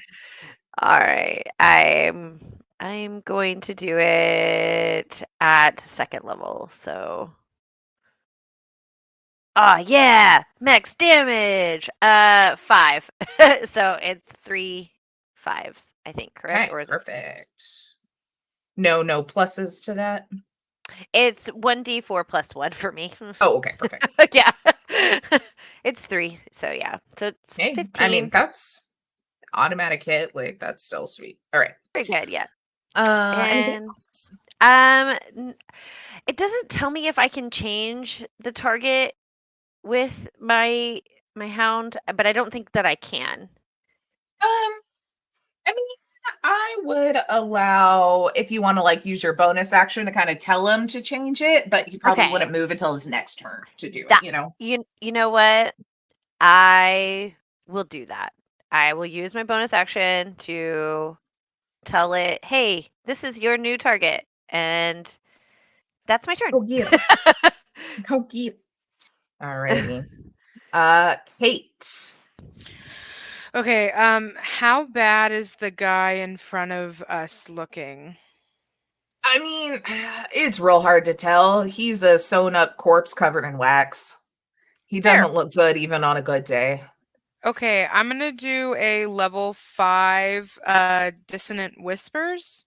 Okay. And so basically, like I'll just start like humming, kind of like how we said last time, like there's that like routine that I used to do with my parents and stuff all the time.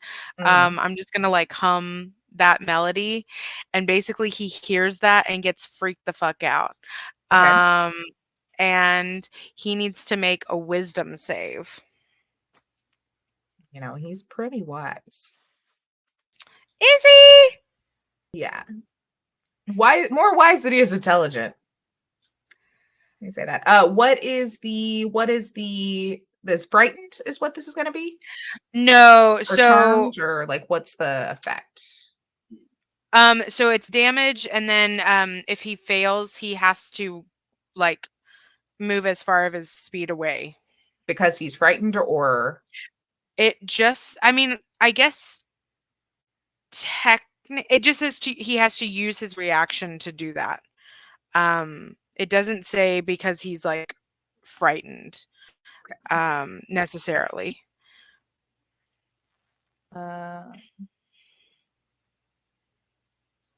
okay, because it's like pain. He's like moving Yeah, I away from the think it's sound. Okay. yeah. Okay. Alrighty. So wisdom 13. Oh, it's a 14. There we So that go. is, All right. and I did 5, so he's gonna take 14 psychic damage. Eh? And then yeah, he has to move he has to use his reaction right now and move as far as the speed allows to get away from me. Okay. But he doesn't go like he can't run into a pit or run into fire or anything. Right. He just goes far away. Yeah, just kind of scoots back out of the room. Or out of the range here. Let me see. I did some math wrong. Me, math wrong? Wild. Is anybody else hurt? Really? No? Okay. technically me, but I just stay away. I just took that initial damage right out the gate. Okay. How much are Yeah. you down? 17. Oh, that's right. Yeah. I'll just because I'm nervous because I don't trust anything. I'll do a bonus action. Bonus action level 1 healing word. You can't do 2 spells in a turn. Oh shit, that's right. God damn it, I forgot I'm about that. okay. That's what I'm saying. I'm fine. I really Okay. am. Yeah. I always forget because I'm like, oh, that just doesn't. That means that I just can't. Because wait, can you do a spell and a cantrip or no? A spell and a cantrip, Yes. yes. But 2 Okay. spells, no. Yeah. Gotcha. That's where I'm. Blah blah blah blah blah. I Okay. know, spellcasting, man. Damn it! Stop. It'll work. Alrighty. Why would I ever want it to always roll advantage? That's stupid. I realized I didn't give my ooze a turn. It was supposed to be on her turn. Let me auto roll damage. Thank you. I think it has an intelligence of 2. Oh man. Oh man. It might still be slashing at the spiritual weapon. I think that's how I'm going to justify it not moving into the fray because it is very confused. Okay. Then so after Kate, that is Nessa. Okay. So so other than that one ooze, we really don't have anything else attacking at the moment, right? I mean, the Candlebrand's still in the picture. He's just holding his head and running away currently. Okay. But he's not openly seeming like he's going to be attacking us. So Not yet.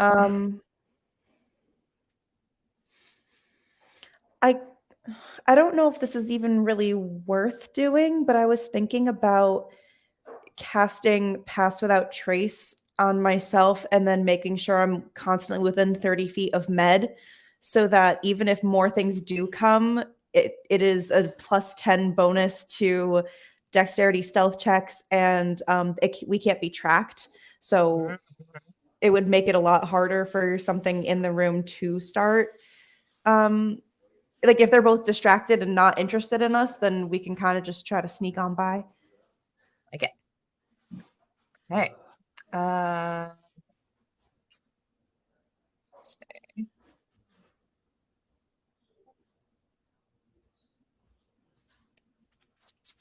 Okay, perfect. So you want to just kind of like scoot over and then just pass that a trace. And I mean, that would really affect everybody because it's like a 30.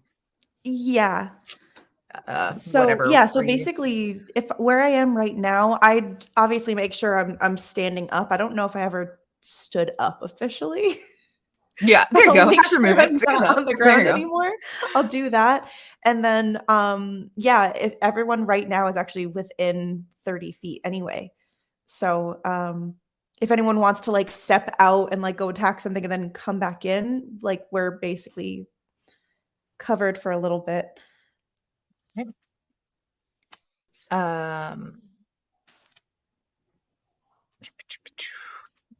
Okay, that brings us back to Laird, who doesn't really have anything he can do at a range, so is probably going to run up and slash at this dude some more. Try and take him out while he's kind of running away. Let's see. Okay. So he will go 5, 10, 15, 20, 25 up to him, and he is going to slash at him twice. Maybe. Are we gonna roll? Are we gonna do the thing? Thank you. Ooh, that's garbage. That one misses. The second one will hit with a dirty 20, and that is 12 more damage to him. And let's see. have anything bonus action-y? You know, why not? He has 2 weapons and is a 2-weapon fighter specifically, so we'll bonus action hit him again. Why the hell not, you know? As a fighter, it's what you do. No, he doesn't. He doesn't. All right. That was a whopping 2 on the dice. D. Candlebrawn, though, now back on his turn. Kind of running away and getting his bearings a bit after this pain in his head, will look at Laird. What are we gonna do here?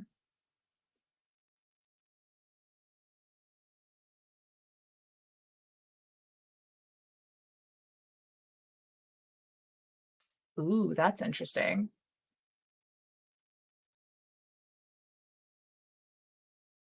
Okay.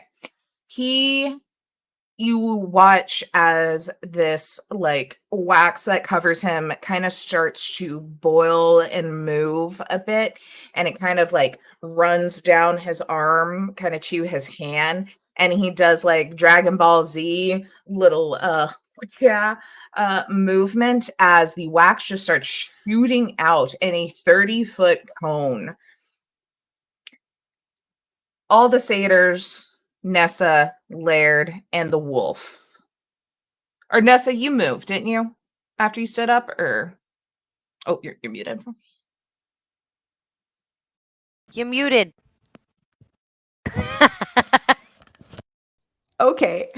Yeah, no, I meant to move my character. I'll just do that a little bit. I don't know if I'd still be within range where I was planning on moving, but I was kind of just gonna back up a little bit, like towards there.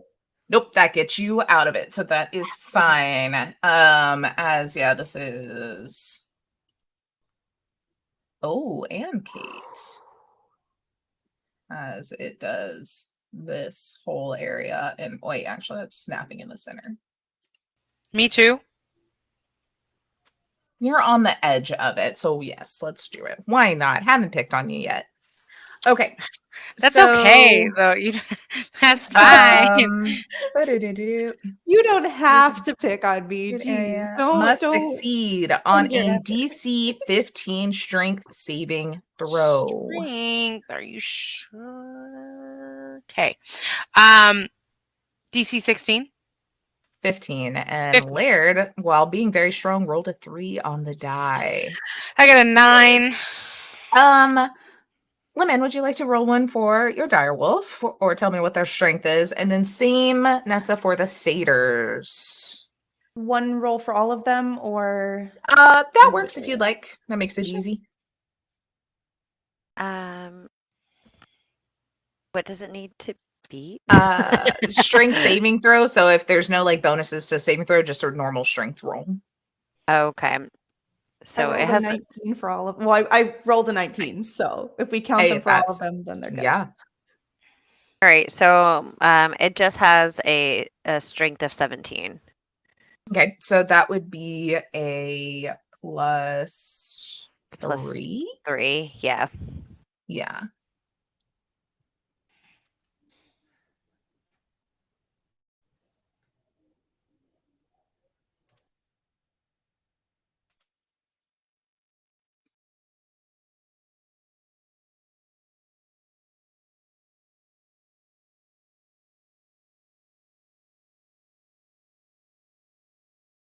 Of course. So the roll was a 4 plus 3. Okay.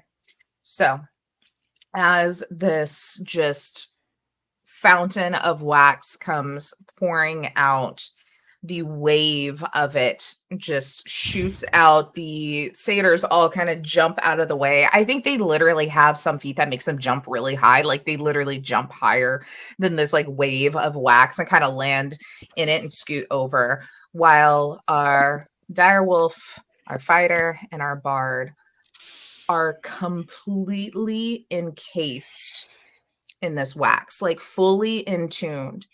You are blinded, restrained, suffocating, and have vulnerability to fire damage. What? Is where we will take a quick 10-minute break. I just got here. I just got here. We'll be back in about 10 minutes. Hopefully, Kate doesn't suffocate by then. Okay. I know. Oh man, guys, you know what I should have done on that? Look how long it is you can hold your breath. I think it's amount of minutes equal to your constitution modifier. Let's see. I'm sure it won't matter though, right? Wait, huh? Oh, what? Wait. You're suffocating currently. You can't breathe. So I Oh, shit. thought you were telling us. Yeah, just like as players, like just for fun. Yeah. It's like, hey, your constitution modifier, the challenge is you have to try to hold your breath that much. And I was like, are we doing Well, this now? Actually, wait though. I could hold my breath for like more than just like 2 or 3 seconds, which is usually the modifier for some of those things. So it would. I think it's 1 minute, 1 plus your constitution modifier in minutes. So Kate has a +1 to constitution, so you can hold your breath for 2 minutes. Not gonna be comfortable, but you could before you pass out. Great. Okay. I thought you were saying for however long we can hold our breath, we can add that. Maybe. That's easy. Plus 60. Let us know. Yes. Okay, so we have just had a tidal wave of wax completely cover Kate, Laird, and the direwolf. That brings us to Med's turn. Okay.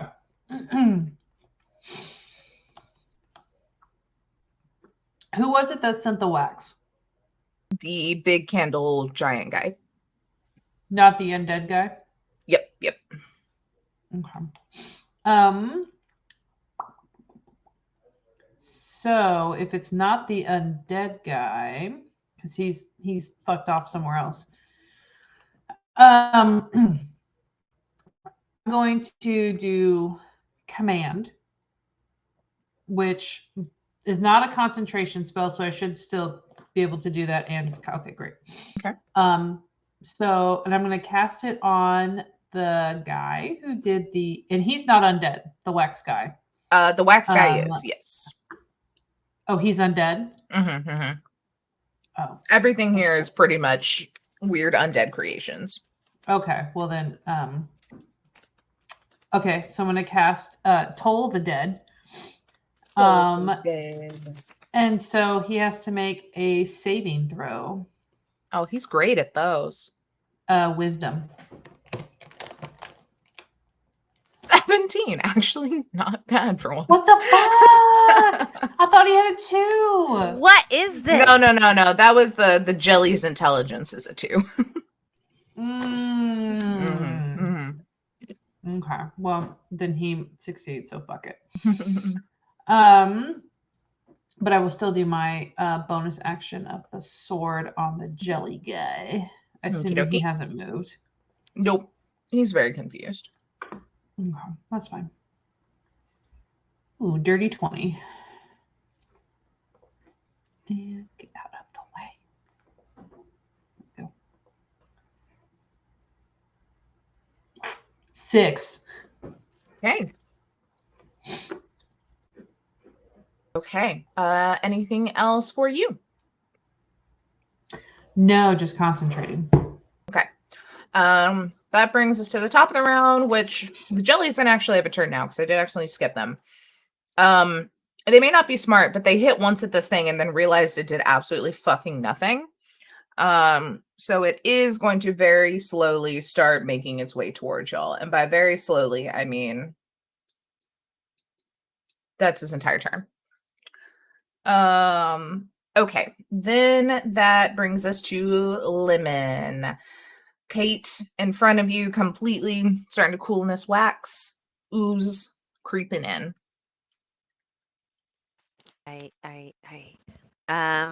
Okay. Well, I'm going to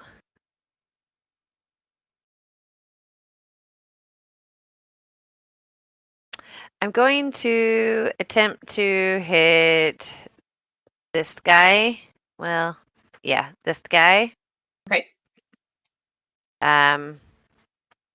But because Nessa is there, I would like to step in front of Kate, if that is possible. I know that the corner of the table is there. I don't know if that's okay. Yeah, it's fine.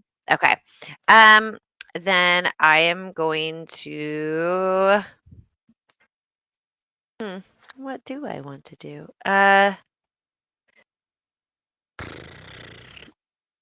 Going to magic. I mean, I'm just gonna magic missile. It's fine. Let me actually hold on here. Let me look. Okay, I am going to actually use first level chromatic orb, which I hurl a 4-inch diameter sphere of energy at a creature that you can see within range, and the range is 90 foot. I can choose acid, cold, fire, lightning, poison, or thunder for the type. Yeah, and so I'm gonna roll to hit that. All right. I 24.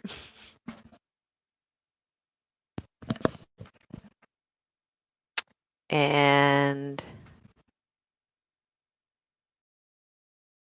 I'm going to do fire, obviously. So 13 fire damage.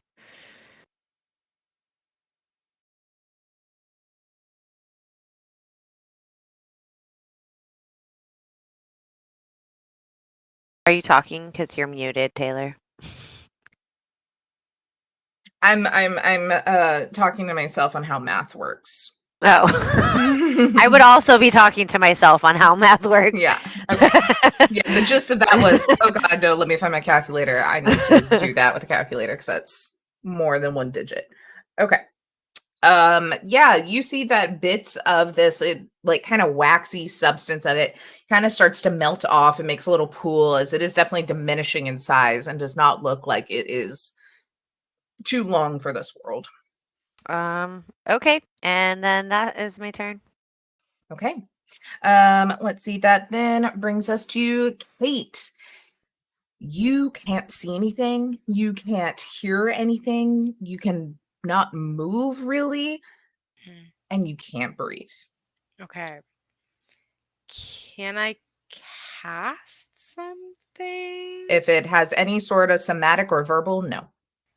Which I believe is everything, because you cannot talk and you cannot move. Gotcha.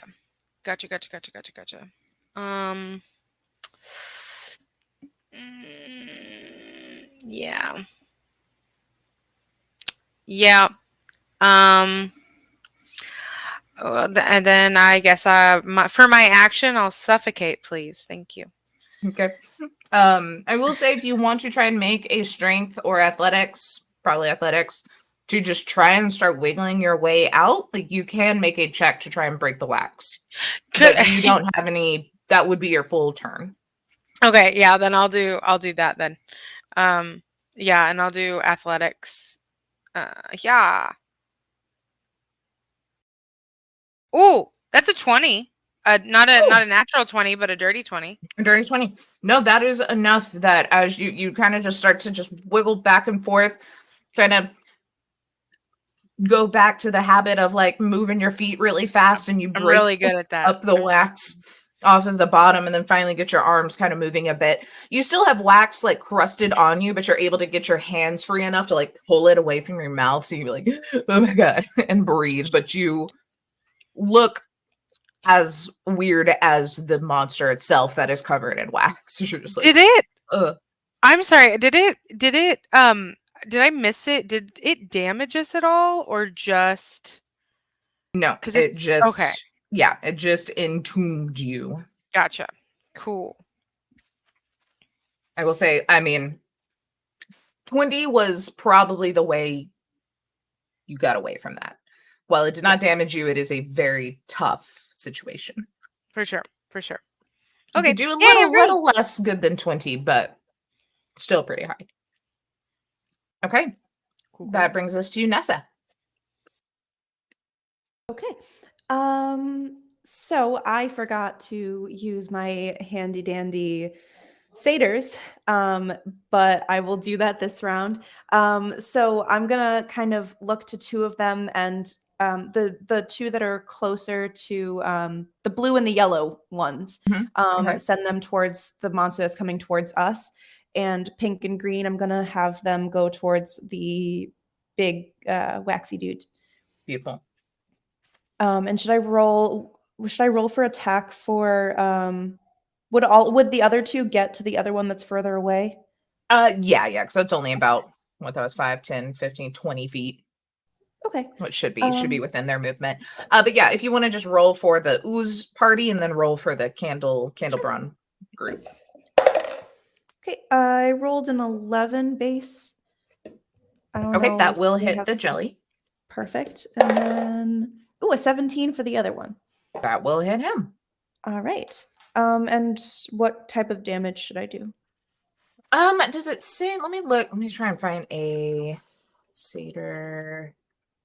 Yeah, it just gave me examples of what I could have, and they are challenge rating half. So I don't know if that helps. Yeah, here we go. I'll put this in chat just for having. Perfect. But so they have they can either do a ram attack where they run up and do bludgeoning, or they have a short sword where they can hit, or a short bow. The short sword is obviously more damaging and such. So I had to sneeze. I'm sorry. Yeah, I'll have them do the short sword attack just because ramming almost seems like they get stuck potentially. The consistency seems like one of those types of things. So I think they try to do short sword. Okay, perfect. So go ahead and roll the 1d6. damage for the ooze, which is 1d6 plus 3 Per. and then two people. Okay, so 5 and a 6. Including the bonuses. Not yet. So 5 would be 8, and then 6 would be 9. So Okay. 15 total. That's 15. Okay. Yep. That is literally exactly how much HP this ooze had left. What describe to me the scenario as these satyrs come in and just destroy this little wax jelly ooze thing?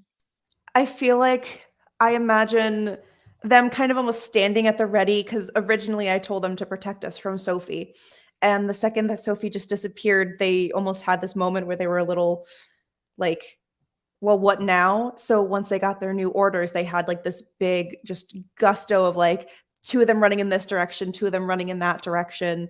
And like all of this intent because they were just ready to fight from the beginning. So the 2 of them just absolutely use the momentum of running towards it to just thrust and really get it down.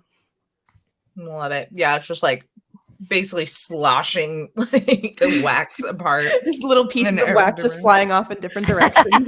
Yep. I love that. All right, now roll your damage for the Candlebrawn group. All right, that is a 4 and a 2. So 7 and 5, 12. Hey, that's a math I can do on paper. Okay, perfect. So he's still up, but they're clearly, doing a little bit of damage here. Now what would you like to do? That is a good question. Or was Kate the only one that was fully like close to the point of asphyxiating, or was that also Laird up here is also stuck in the poor Laird? Yeah.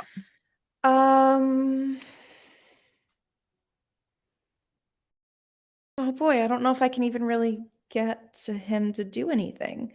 So the one that is down is the one that's closer to me, right? So the one in the top corner that Laird was fighting is the one that's still up? Yeah. Let me go. I'll delete him out. He is dead, gone. Cool. I don't really think I'd be able to be much help to him other than I could throw where is it? I have Ice Knife, and I think that has a ranged attack. Oh, the creature has to be within 5 feet. Okay.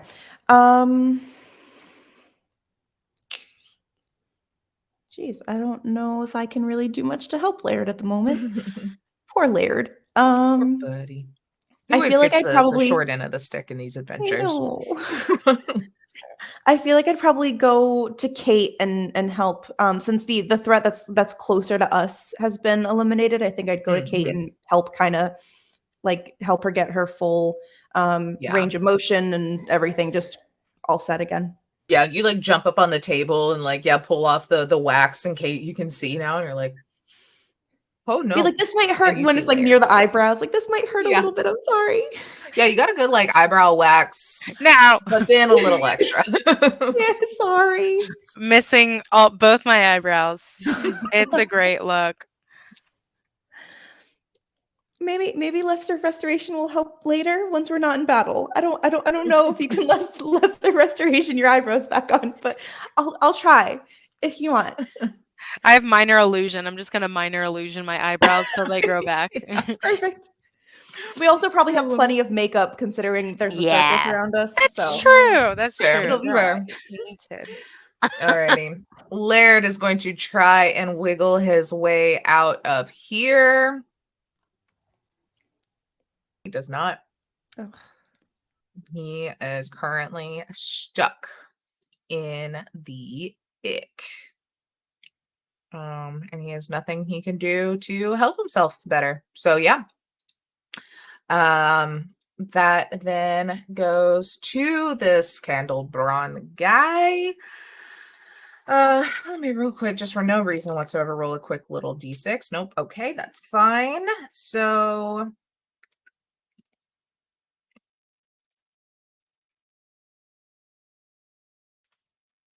that.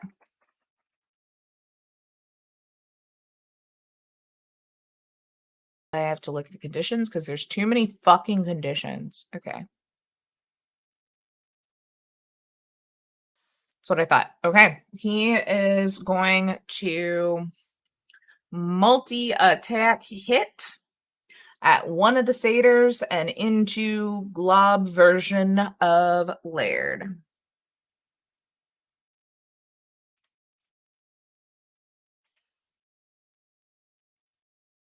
That is a 24 to hit Laird. So No! But he takes 9 bludgeoning damage. He's then also taking some scalding damage from the fire here. But as that happens, let me remove that because that was max damage for the fire of 8 damage from that. But because it is fire damage, the wax that is surrounding Laird starts to melt. And he can get his head out. He's still like, it's still in the process of melting, but he can at least see and breathe in this moment. Then let's see. Well, let's see. We're going to do a Constitution saving throw. He's fine. He's not going to take continual damage from the burning. Okay. That then means he's going to hit at the satyr. We'll say the purple one right next to Laird. Not with advantage because he is not restrained. Though that is a 25 to hit. So 11 bludgeoning damage to the satyr plus 3 fire damage. How's this guy feeling? Does he have enough hit points for that? He's got enough hit points for that. I'll even like put him in here and make our life a little easier.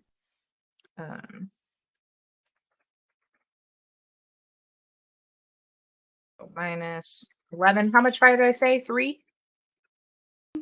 Yeah. Will you make a Constitution saving throw for the satyr? So it'll just be a straight roll because he does not have any bonus to Constitution. Okay. That's a 10. Okay. So he does fail, so he is still currently getting scalded by this, which means on his next turn he'll take some more damage. Okay. Okay, but that is all he can do. He's kind of cornered and just lashing out. Med, it is your turn. That brings us to round 3 of your concentration. Out of 10. Glory. Okay, and all we have left is this guy, right? Is is Laird still encased, or is he done? Is he out? It's kind of actively melting. Like, mechanically, he will be good by his turn. Okay. Well, then I'm going to try the turn undead since he can't move. Okay. And it's obviously going to be against the undead guy in front of me. So wisdom save. 16, surprisingly, for the big dude. And okay. Well, that 14 from Laird. oh, poor Laird. Because that means I think you just, scared now that he's it's melting, scared. he's like, Med, why? Hey. Okay. I don't have roll 20 up in front of me. Can my sword move? Is it within 20 feet of the new guy, of the undead guy? Yep. Okay, cool. It sure is. Then we will do that as the bonus action. Okay. I swear to God, 13. 13 will not hit. Man, I can't. This guy. All right. Well, that's all I'm gonna do, and just keep concentrating on not bringing that chica back. Okay. The ooze is dead. No lair action. No Miss Ma'am. So that's Lemon. All right. I am then going to okay, yeah. I'm going to okay. Laird's looking pretty rough, yeah. That was the first time he got hit. He looks more Okay. rough because he's half covered in wax, and Med just made him scared of Med. Oh, okay. Health-wise, he's doing all right. All right. Then I am going to just let's see here. Is this amalgamation? Is it an undead person? It is indeed. Okay. I am then going to use my cantrip chill touch. It hits. Okay, is an 18 hit? 19 will hit, yes. 18, but yes. Oh, 18, yes. Okay, good. Okay, great. Then it is going to take 10 necrotic damage. I don't know if that matters. I don't know that it will even do anything to it because it's undead. But if I hit an undead target, it also has disadvantage on attack rolls against me until the end of turn, which I know I'm not anywhere near it, but and then I actually am going to move. Like I'm assuming right here, outside of whatever that circle is. The circle was the circle is the nice totem from Nessa. Okay. And then, really okay, well, so I could be in there and be fine. Uh-huh. My hound, can I do anything with it? I don't know that I can. If he wants to do a strength check to try and like wiggle himself out, if not, you could also go over there, but it would take an action for you to kind of dig him out too. Can I would like to roll a strength check for it, so it would just be a d20, correct? Correct. Plus its modifier, correct? Correct. Yep. Okay. Well, it's an 8. Nope, not enough.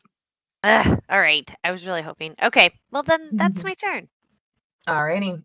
Kate, it is your turn. You are now free. Nessa's helped pull the last bits off of you. Okay. I will, let me see, 10, 15, 20, 25, 30. Yeah. I was trying to see. I will do. Oh, that has to be a reaction. I'm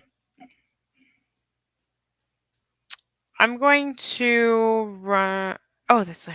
I'm going to run up to. What's the circle again here? Oh, you're muted. It's Nessa's totem. So if the baddies were in there, she could give you a reaction to make it advantage, but they're currently Gotcha. out of it. Okay. Yeah. Okay. I'm just gonna move to. I have the wrong tool on. I'm gonna move to right here. And then I'm gonna shoot 2 Eldritch Blast at him.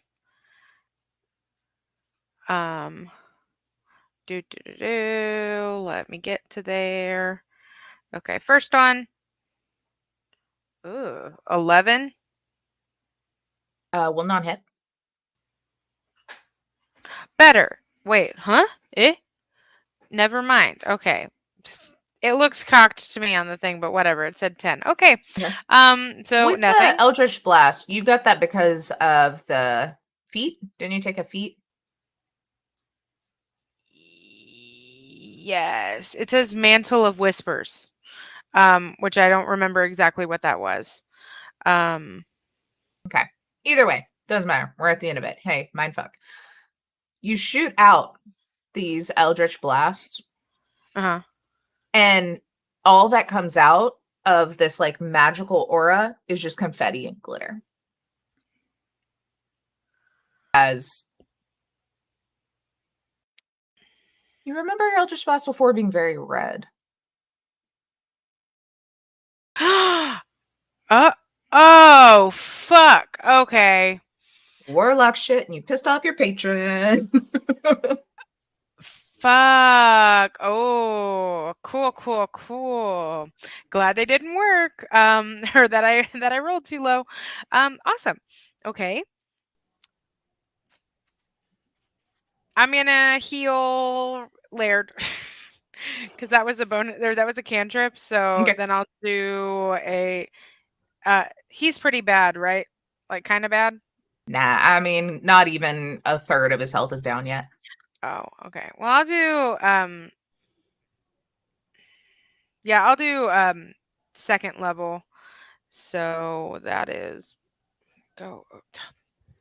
There's too many things over top of it. Oh, let me click it. 10. 10. All right. Or wait, it might have already done it. Did it already do it? Just kidding. 7. I didn't know if it added the 3, but it did. So 7 and 10. All righty. That brings us up to Nessa. All right. So I think the thing is, I still have the satyrs. I think I'm going to send the other 2 that are back, kind of towards the thing that we're still fighting. I don't know. Can I move them? I don't think I can. Yeah. I can't move them, but basically the 2 satyrs that are still close to me, have them move up. Okay. And even if they can kind of get in front of Laird, so Laird can kind of just fall back, just so he can sort out the goop. Yeah, you can kind of get like in that space with them 5, 10, 15, 20, 25. Yeah. And he can kind of get there, then kind of surround. Perfect. Kind of just keep him cornered. Do you want me to roll 1 big attack for all of them since they're all on the same guy now? I was going to do 2, so you still have the chance just in case one rolls bad to still hit with the other. So we'll do the left and the bottom side. Well, thank you for that, because the first thing I rolled is a 3. Okay. Yes, we'll say those left 2 miss. And the second thing I rolled was, this dice is really weird. 1 second. That's a 4. Okay. They tried So, to make the dice look very kind of like gothic numbers, but like, I don't know if you can tell, but that's a 4. Oh, yeah, that is It's hard to see. weird. Yeah. It like took me a second. Very weird. But yeah, so none of them hit. That's fun. but I think I need to stay close to Med because I'm trying to I really don't think Pass Without Trace is going to help right now, but for some reason in my head, I'm like, this seems like it's the right thing to do to just make sure that Med kind of falls into the background. Yeah, especially with there being one bad guy currently very focused on other things. Like, y'all probably don't even register, really, as anything yet. Although I guess I could... Let me just see... I could still move up a little bit and still have Med be within my range. So I might just move up to kind of where Lemon is. Okay. And I don't... I took inventory, so... Can I throw a dagger? Yeah, absolutely. Would I have to worry about accidentally hitting the satyrs? No, we'll say it's fine. I mean, they're short. This guy's large, like he's a giant. Up. Okay. Yeah. Okay. Okay, I rolled an 18. I don't even know what the pluses are for that, but I think that hits. It hits even on base. So go ahead and roll your damage. Okay. A dagger is... I think it should be like a D4 plus your dex or... Okay. Yeah, because it doesn't say in the description.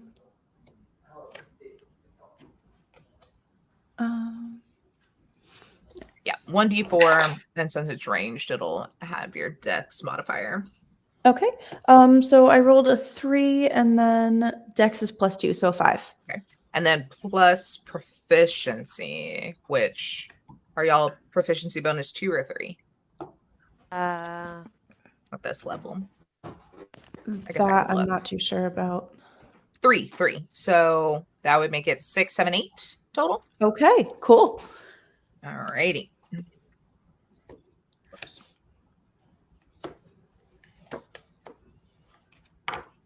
Oop. There's some bits of wax, also kind of flesh, starting to fall off this guy. Does the dagger stick in him by any chance? Yeah, probably. I mean, he's just kind of fatty, gross. Yeah, it just he's like, oh. Okay. Can't really talk, but does grunt. Okay. Then that brings us to him. Let me again roll just a cheeky little d6 for no particular reason. Another 1. Okay, doesn't matter. Guess he's just gonna hit again, and I think he's probably gonna hit at the satyrs because there's more of them than him, and that's scary. 14 to sit. We'll say the pink one. I don't know what their 14 is their thing, so it will hit. The other one we'll say is hitting the green one. Does not hit. So the pink one, who poor guy just keeps getting hit. Ooh, gets hit real bad. He might be dead. Because the main damage gets him down to 4. And then he takes 4 fire damage. This guy does fall. Just dissipates with that blob hit as he is unsummoned. Okay. That was his 2 attacks. Med. I definitely am trying to make it so that no one can come near me, but he seems pretty focused on that guy.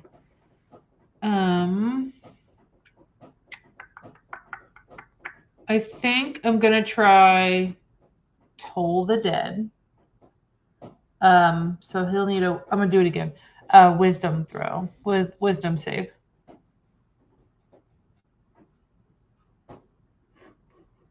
That's a 5. Yes, and he's missing HP. Ooh, so that means it's a 1d12 necrotic damage. It says spell damage increases when you reach 5th level. Does that mean, so this is a cantrip. Is it So using should like be when I 2. reach 5th level? Yes. Okay. Yes. Okay. Once you reach 5th level. Cool. I wasn't sure if I had to be like a 5th level spell. Yeah. No, yeah. With cantrips, it's your actual class level. That's nice. Is nice. That's a 16 damage. Damage. And then as a bonus, I will attack him with my sword. Okay. Which should be just about toast.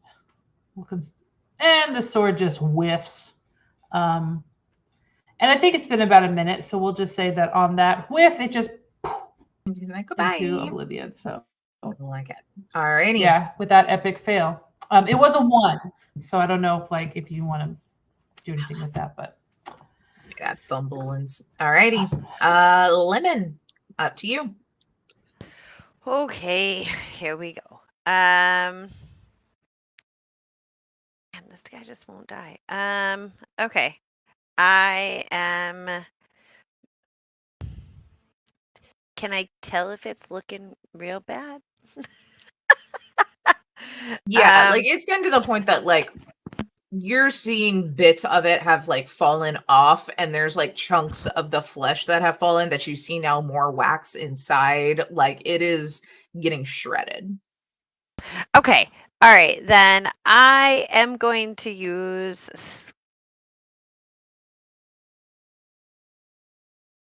I am going to use Scorching Ray, and I am going to attack that guy. Please hit. Oh my god. All right. It's a 21. Absolutely. And then we'll do 7 damage. Okay. Wait, hold on. Yes. Okay. Okay. It is barely holding on, as I think with that, like the whole candle bit that was on his back gets just ripped off and melted. And you can just see that, there isn't much in the way of like human left. It was all just kind of wax on his back, as very close to melting down. So I do have a quick question, if you don't mind clearing this up for me. I create 3 rays of fire and hurl them at targets within range. Does each ray do that? Let me see. Is that something? It's not very clear, and so I apologize. I just want to make sure. No, you're good. Oh, it says make a ranged spell attack for each ray. Okay, so yeah, so then the first one hits for 7. Okay. So you have 2 more. Okay. So yeah, roll to hit again. A 19 to hit on the second one. Hits. Yep. 9 damage. Okay. And then a dirty 20 to hit on the third one. And 8 damage. Okay. How do you want to finish them? All right, yay. When that last one, right? So when that last one hits, I want it to like hit it, and when it hits, I want it to like explode.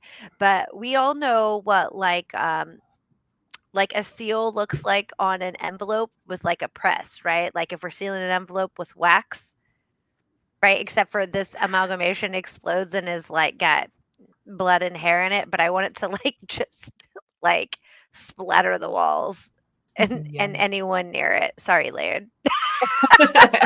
Yeah, just like I'm never going anywhere with you people after today. I just look ridiculous every time. And I'm like, that's fair. It's fair. Like, all right. Wiping it off. Right. All right. Okay. That's what I do. And that is in round 4 of the 10 to keep her gone. Med has not been hit a single time, didn't have to make a single concentration check. So y'all have a moment to breathe as you are in Sophie's lair here. Can we make a protection circle around around Med just in Y'all case? fall back. All right. Yes. You as this just kind of moment of like, oh fuck. You're kind of trying to look around and make sure everything's good.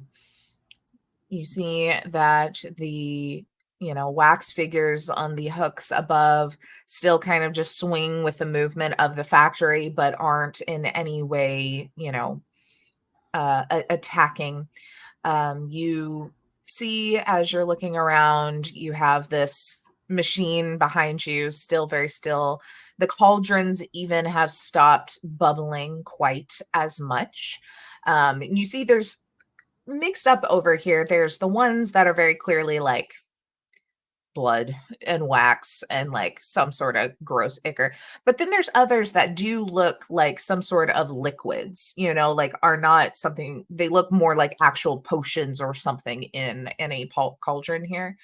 You see that she's got her workbench, and that's really kind of it as you look around. And then of course in the middle there is the teleportation circle. Granted, y'all know how to really teleport, but this is how y'all ended up, the few that have been here before, with Pinky when all of that went down, was via this circle. But as you wait out the last little bit, if anyone would like to do any sort of looking around, let me know what you'd like to look at, and I will tell you what to roll. Maybe do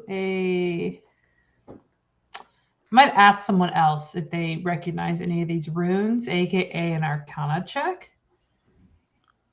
If anyone is more skilled. Nope.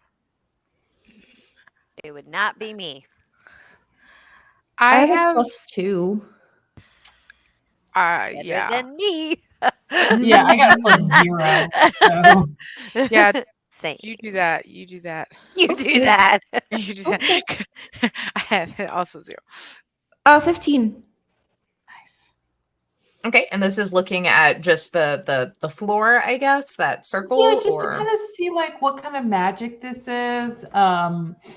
She obviously went to a different realm, so she's not Fae. And then like, is this the same kind of magic that we saw with Cicero, which I assume was Hecna's magic?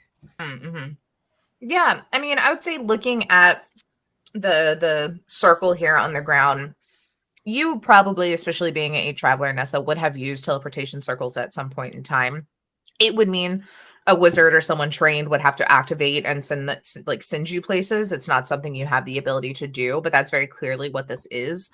Though it looks very different probably than ones you've seen, because a lot of this imagery does reflect the carnival. Like it looks like there are some of those symbols that you've seen around the carnival.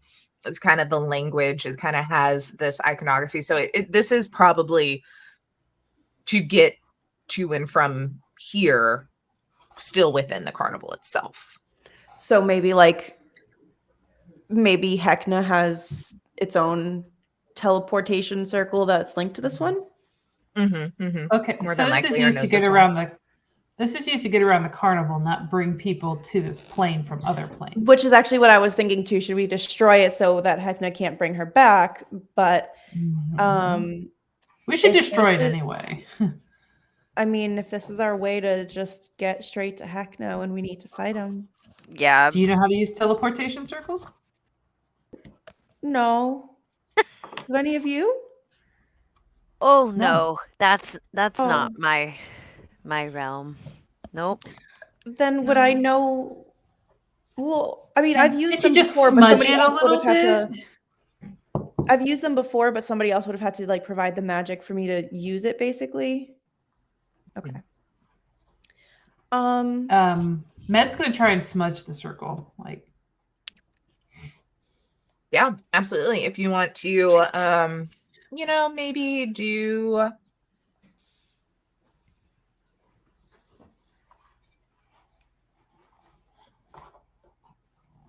athletics. I'd say probably like Yeah, athletics, because it is kind of like more kind of carved, a little more set in and drawn. Like it's meant to be permanent. So you kind of have to like really fuck it up a little bit. So would strength be better? Probably athletics, so then you get to add the bonus. Because Okay. I think athletics uses strength. Womp 9. Okay. So yeah, you're starting to kind of chisel at it, but it seems like it is not wanting to go away, I guess, you know. Mm-hmm. Can I just look around her workbench area, just looking for any kind of like extra information, clues, tips, or anything? Yeah, go ahead and do an investigation for me. Yeah, look for like my BFF Heckna is afraid of spiders or Yeah. whatever. Right? Like some backstory on how she met Heckna would be cool. I got a 9, but my passive is 10. So you're kind of looking around, and everything in here is so covered in wax and so many odd things that it's really hard to tell what anything super is, with the exception of on this desk where there is this marionette that's being made. On the other side, there's a couple of the Heckna handy helpers that seem like she's been taking parts out of them for this marionette, and you still find 2 greater healing potions in their bellies. Oh, cool. Okay. I will take those.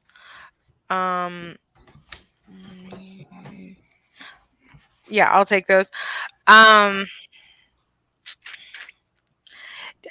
So we also don't know where Pinky is, right? Is there any sign of Pinky in here? It would be another investigation check. Investigation? Can I If you're assist? looking 'Cause for something and I looking would- through things, it's not a vibe check. I would like to also, but I would also like to look for things, like specifically like things of use. Okay. Yeah. And- So, All right, let's roll investigation. I my rolled the God. exact same thing. We're I rolled worthless an- together. I rolled a 19 in investigation. Oh, nice. okay. Yeah, That's Kate, somebody's and y'all are motivated. looking around, and I mean, all of these figures, you can see some that look dwarven, elven, tiefling, ogre, Goliath, so many different shapes, but none of them scream of any sort of resemblance. And they look very, carved, and it's very different. So what do you find, Lemon? I think you are looking around, and you're kind of looking on this workbench kind of behind Kate, as she kind of is like pulling out the potions out of the what are they called? Heckna's handy helpers.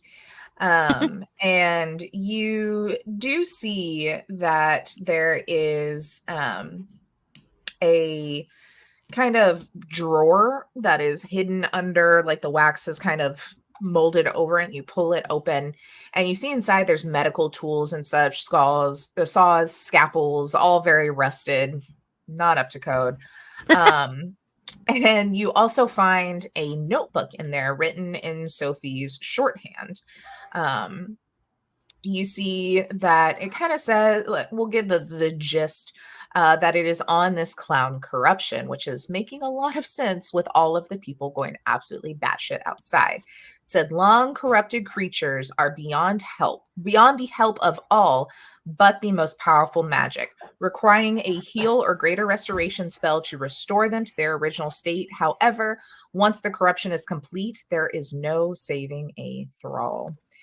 And you know that this, like, blood moon that has turned these people into these, like, bloodthirsty creatures feels kind of Like that. complete. Okay. Yeah. Yep. Hmm. You also find a vial of acid, another greater healing potion, you find then a dusty bottle labeled with an anatomically correct depiction of a heart. And there is a stained green scalpel there as well that kind of could be dagger-like. Okay. Right. I share that with my friends. I turn to Nessa and hand, I'm assuming pronouns are she, her. Yes. Yeah. Okay. And I turn to her and I hand the healing potion to her, and I say, I feel like this is really important that you have this, especially after what we just experienced. Um, And I'm really she, glad that you're here.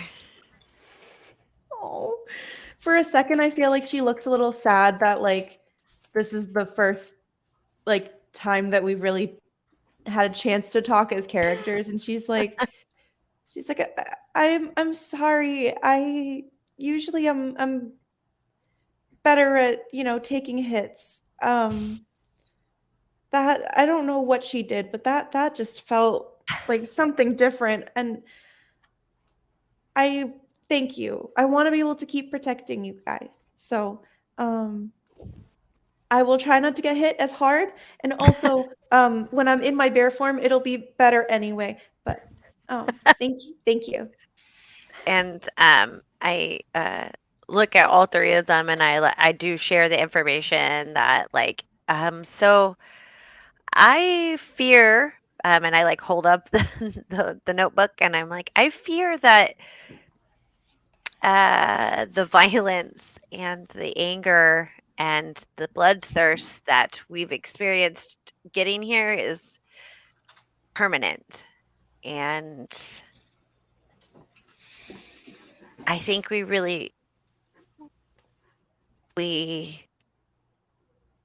I think we should leave. That was always on the table, I assumed. I The don't whole know. point of me being here is to bring Med back to his family. So, hope we all get out of here, right? Wasn't the plan to all live in the area with Med's family together? I I actually look at Laird though, because I Laird? know. Oh. Yeah, I was like, Yeah. Laird's like sitting there, like listening to this, and has like a smile on his face, but it is like a very forced smile because like he doesn't know what is possible for him, you know. Yeah. And I go then over there and hold his hand. yeah, so when I see that, I immediately look at Kate and I'm like, I don't know that we can save them, that we can save him. Oh, I know at least what I'm suffering is not the same as that. I am dead. They're not. They're just out of their mind. Unfortunately. I mean, there's a dead in other planes. So I mean, yeah. That's true. That's true. I mean, I know I'm very fond of this general form. really? Kate seems to be as well. Look, I liked it a little better when I had a tan and actual color in my hair, but that's besides the point. I've done some digging in the many years I've been dead, and I mean, there are resurrection spells. I can't promise I'd come back in my same body, but if we meet someone strong enough, you know, what's dying a second time? I mean, I'm willing to take you to my deity, who is all about life, and see if they can't restore your life to you. But first, we got to get you out of here. I mean, we've already made it this far. We have to finish this. We can't let this happen to anybody else.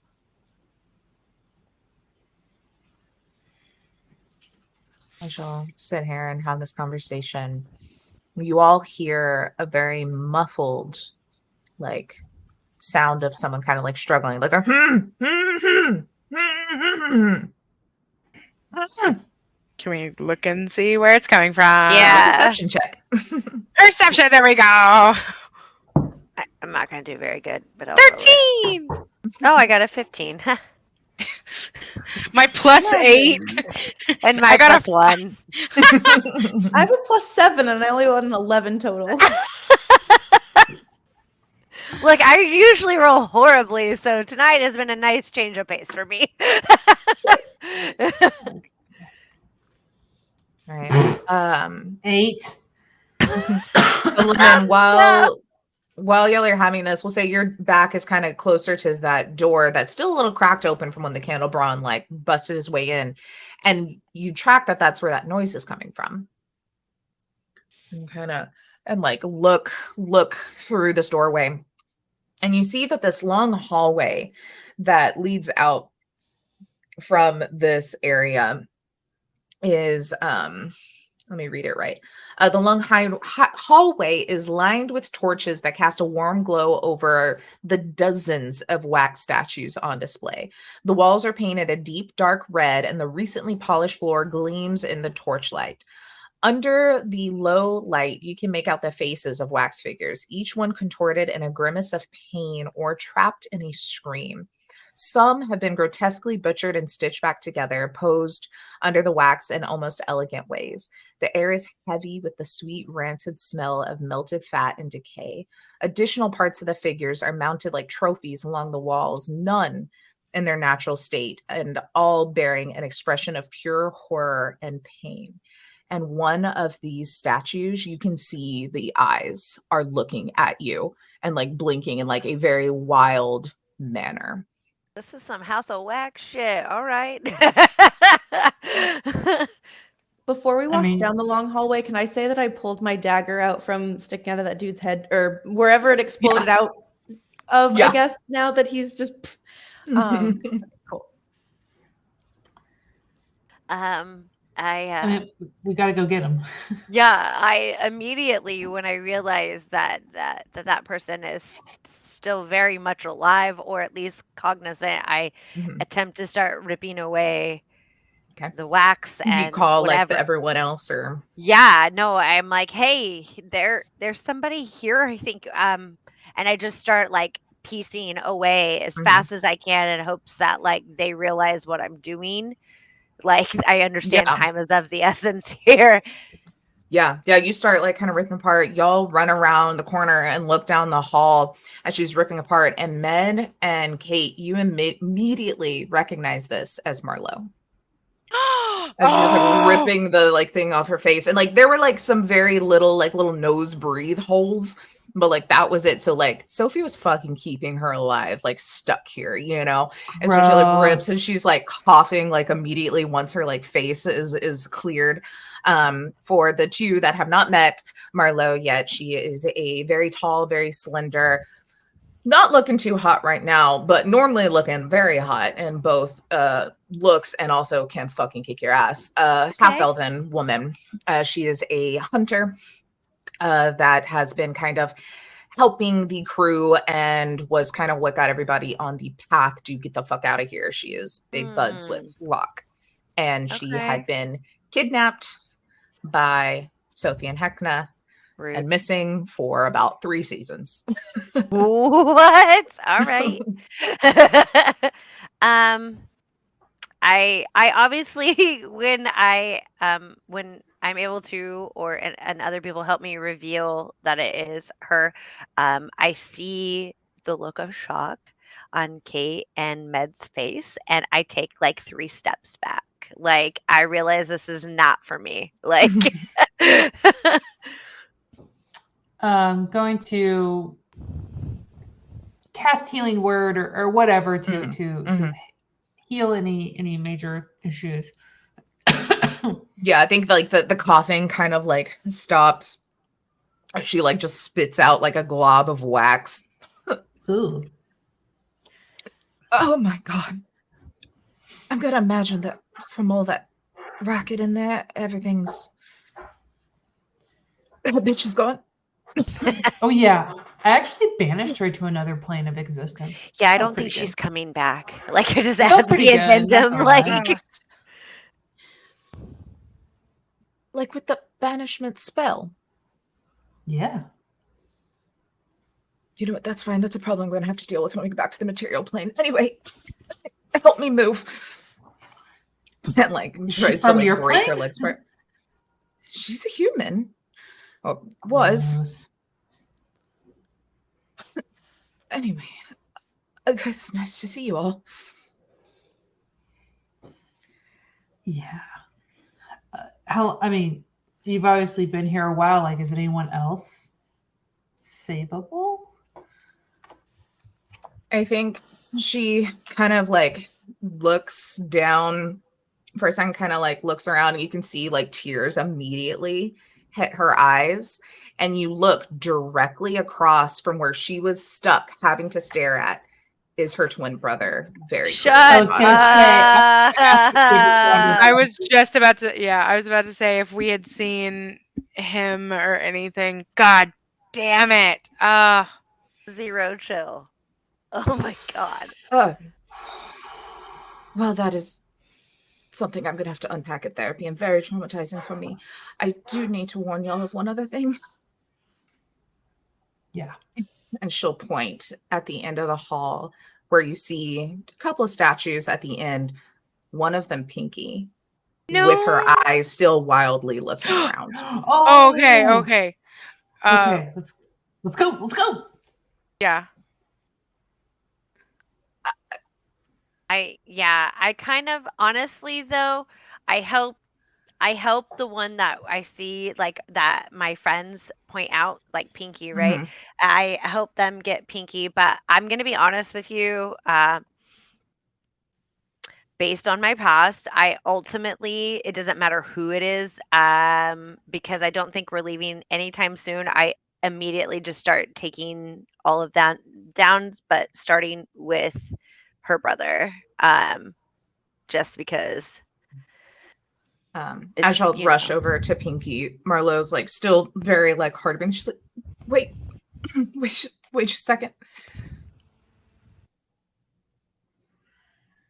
Pinky's probably not well. Oh. She was already very deep in the clown corruption, and she's been there for weeks. So I'll go over, quick inquiry. Is Pinky a caster? No, but she'll beat your head in. That's for sure. Okay, great. So I'm going to remove mouth availability here. Does Yeah. that make sense? Okay. Smart. I don't know if I found this one, but smart. She just so no. Yeah, so I do that. Yeah, you'll remove the bit of wax from Pinky's mouth, where, you know, like I said, her eyes are still wildly looking around. And as soon as that wax is gone, her mouth just immediately goes into this giant smile, those big razor sharp teeth, almost like biting at y'all. Oh. Well, thank you for the heads up. Is she too far gone to save like the others? Or is she... I look at Med and I'm like, I mean, Greater Restoration's pretty strong, but I'm fairly certain, and I like kind of hold up the notebook and I'm like, and I actually hand it to Med because I feel like it's really important that Med actually sees it because I feel like it could be really useful to them. And I'm like, I think it's permanent. I think this is it. Damn. Kate'll try to like talk to Pinky just to see if there's like any kind of like response. Is it all kind of like just rage and growls or anything, or can Pinky actually say anything? Yeah, no real words. I mean, like there's response to you, but it is in nothing but like that just venomous cackle. Mm. Was there another statue? Didn't she say there was two, or was she just pointing There's at the quite a few. Yeah, there's Several. dozens down the hallway. There were two on either side of the door. One of them had to be Pinky. Another looks to be another clowned kind of individual, but not like aware, not active, not alive. Do any of them look like my?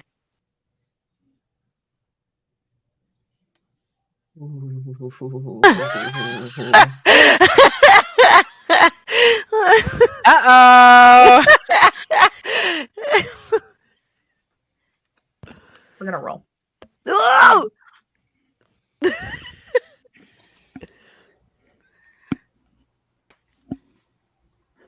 Nope. Oh. Ooh. Okay. I rolled a natural 20. Oh, there we go. All right. Mm. Okay, good. I'm fine. As long as they're not alive and cray cray, which I will remove their faces first to see if they cray. But if they are dead and decomposing, I want to help like at least lay them to rest, pyre, whatever we got to do. Like, Absolutely. Maybe stopping Hecna can do something. We don't know. I mean, I think that would be a bonus, but I don't think we should like rest our hats on it. True.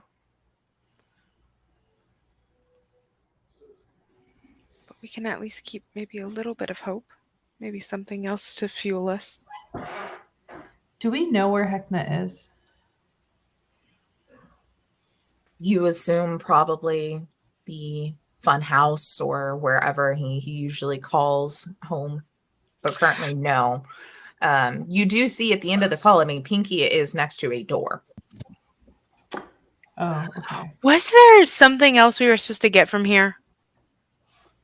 You're looking for the chair that Was missing That's from... From Cicero. Can I go back to the other yes. room and look for the chair?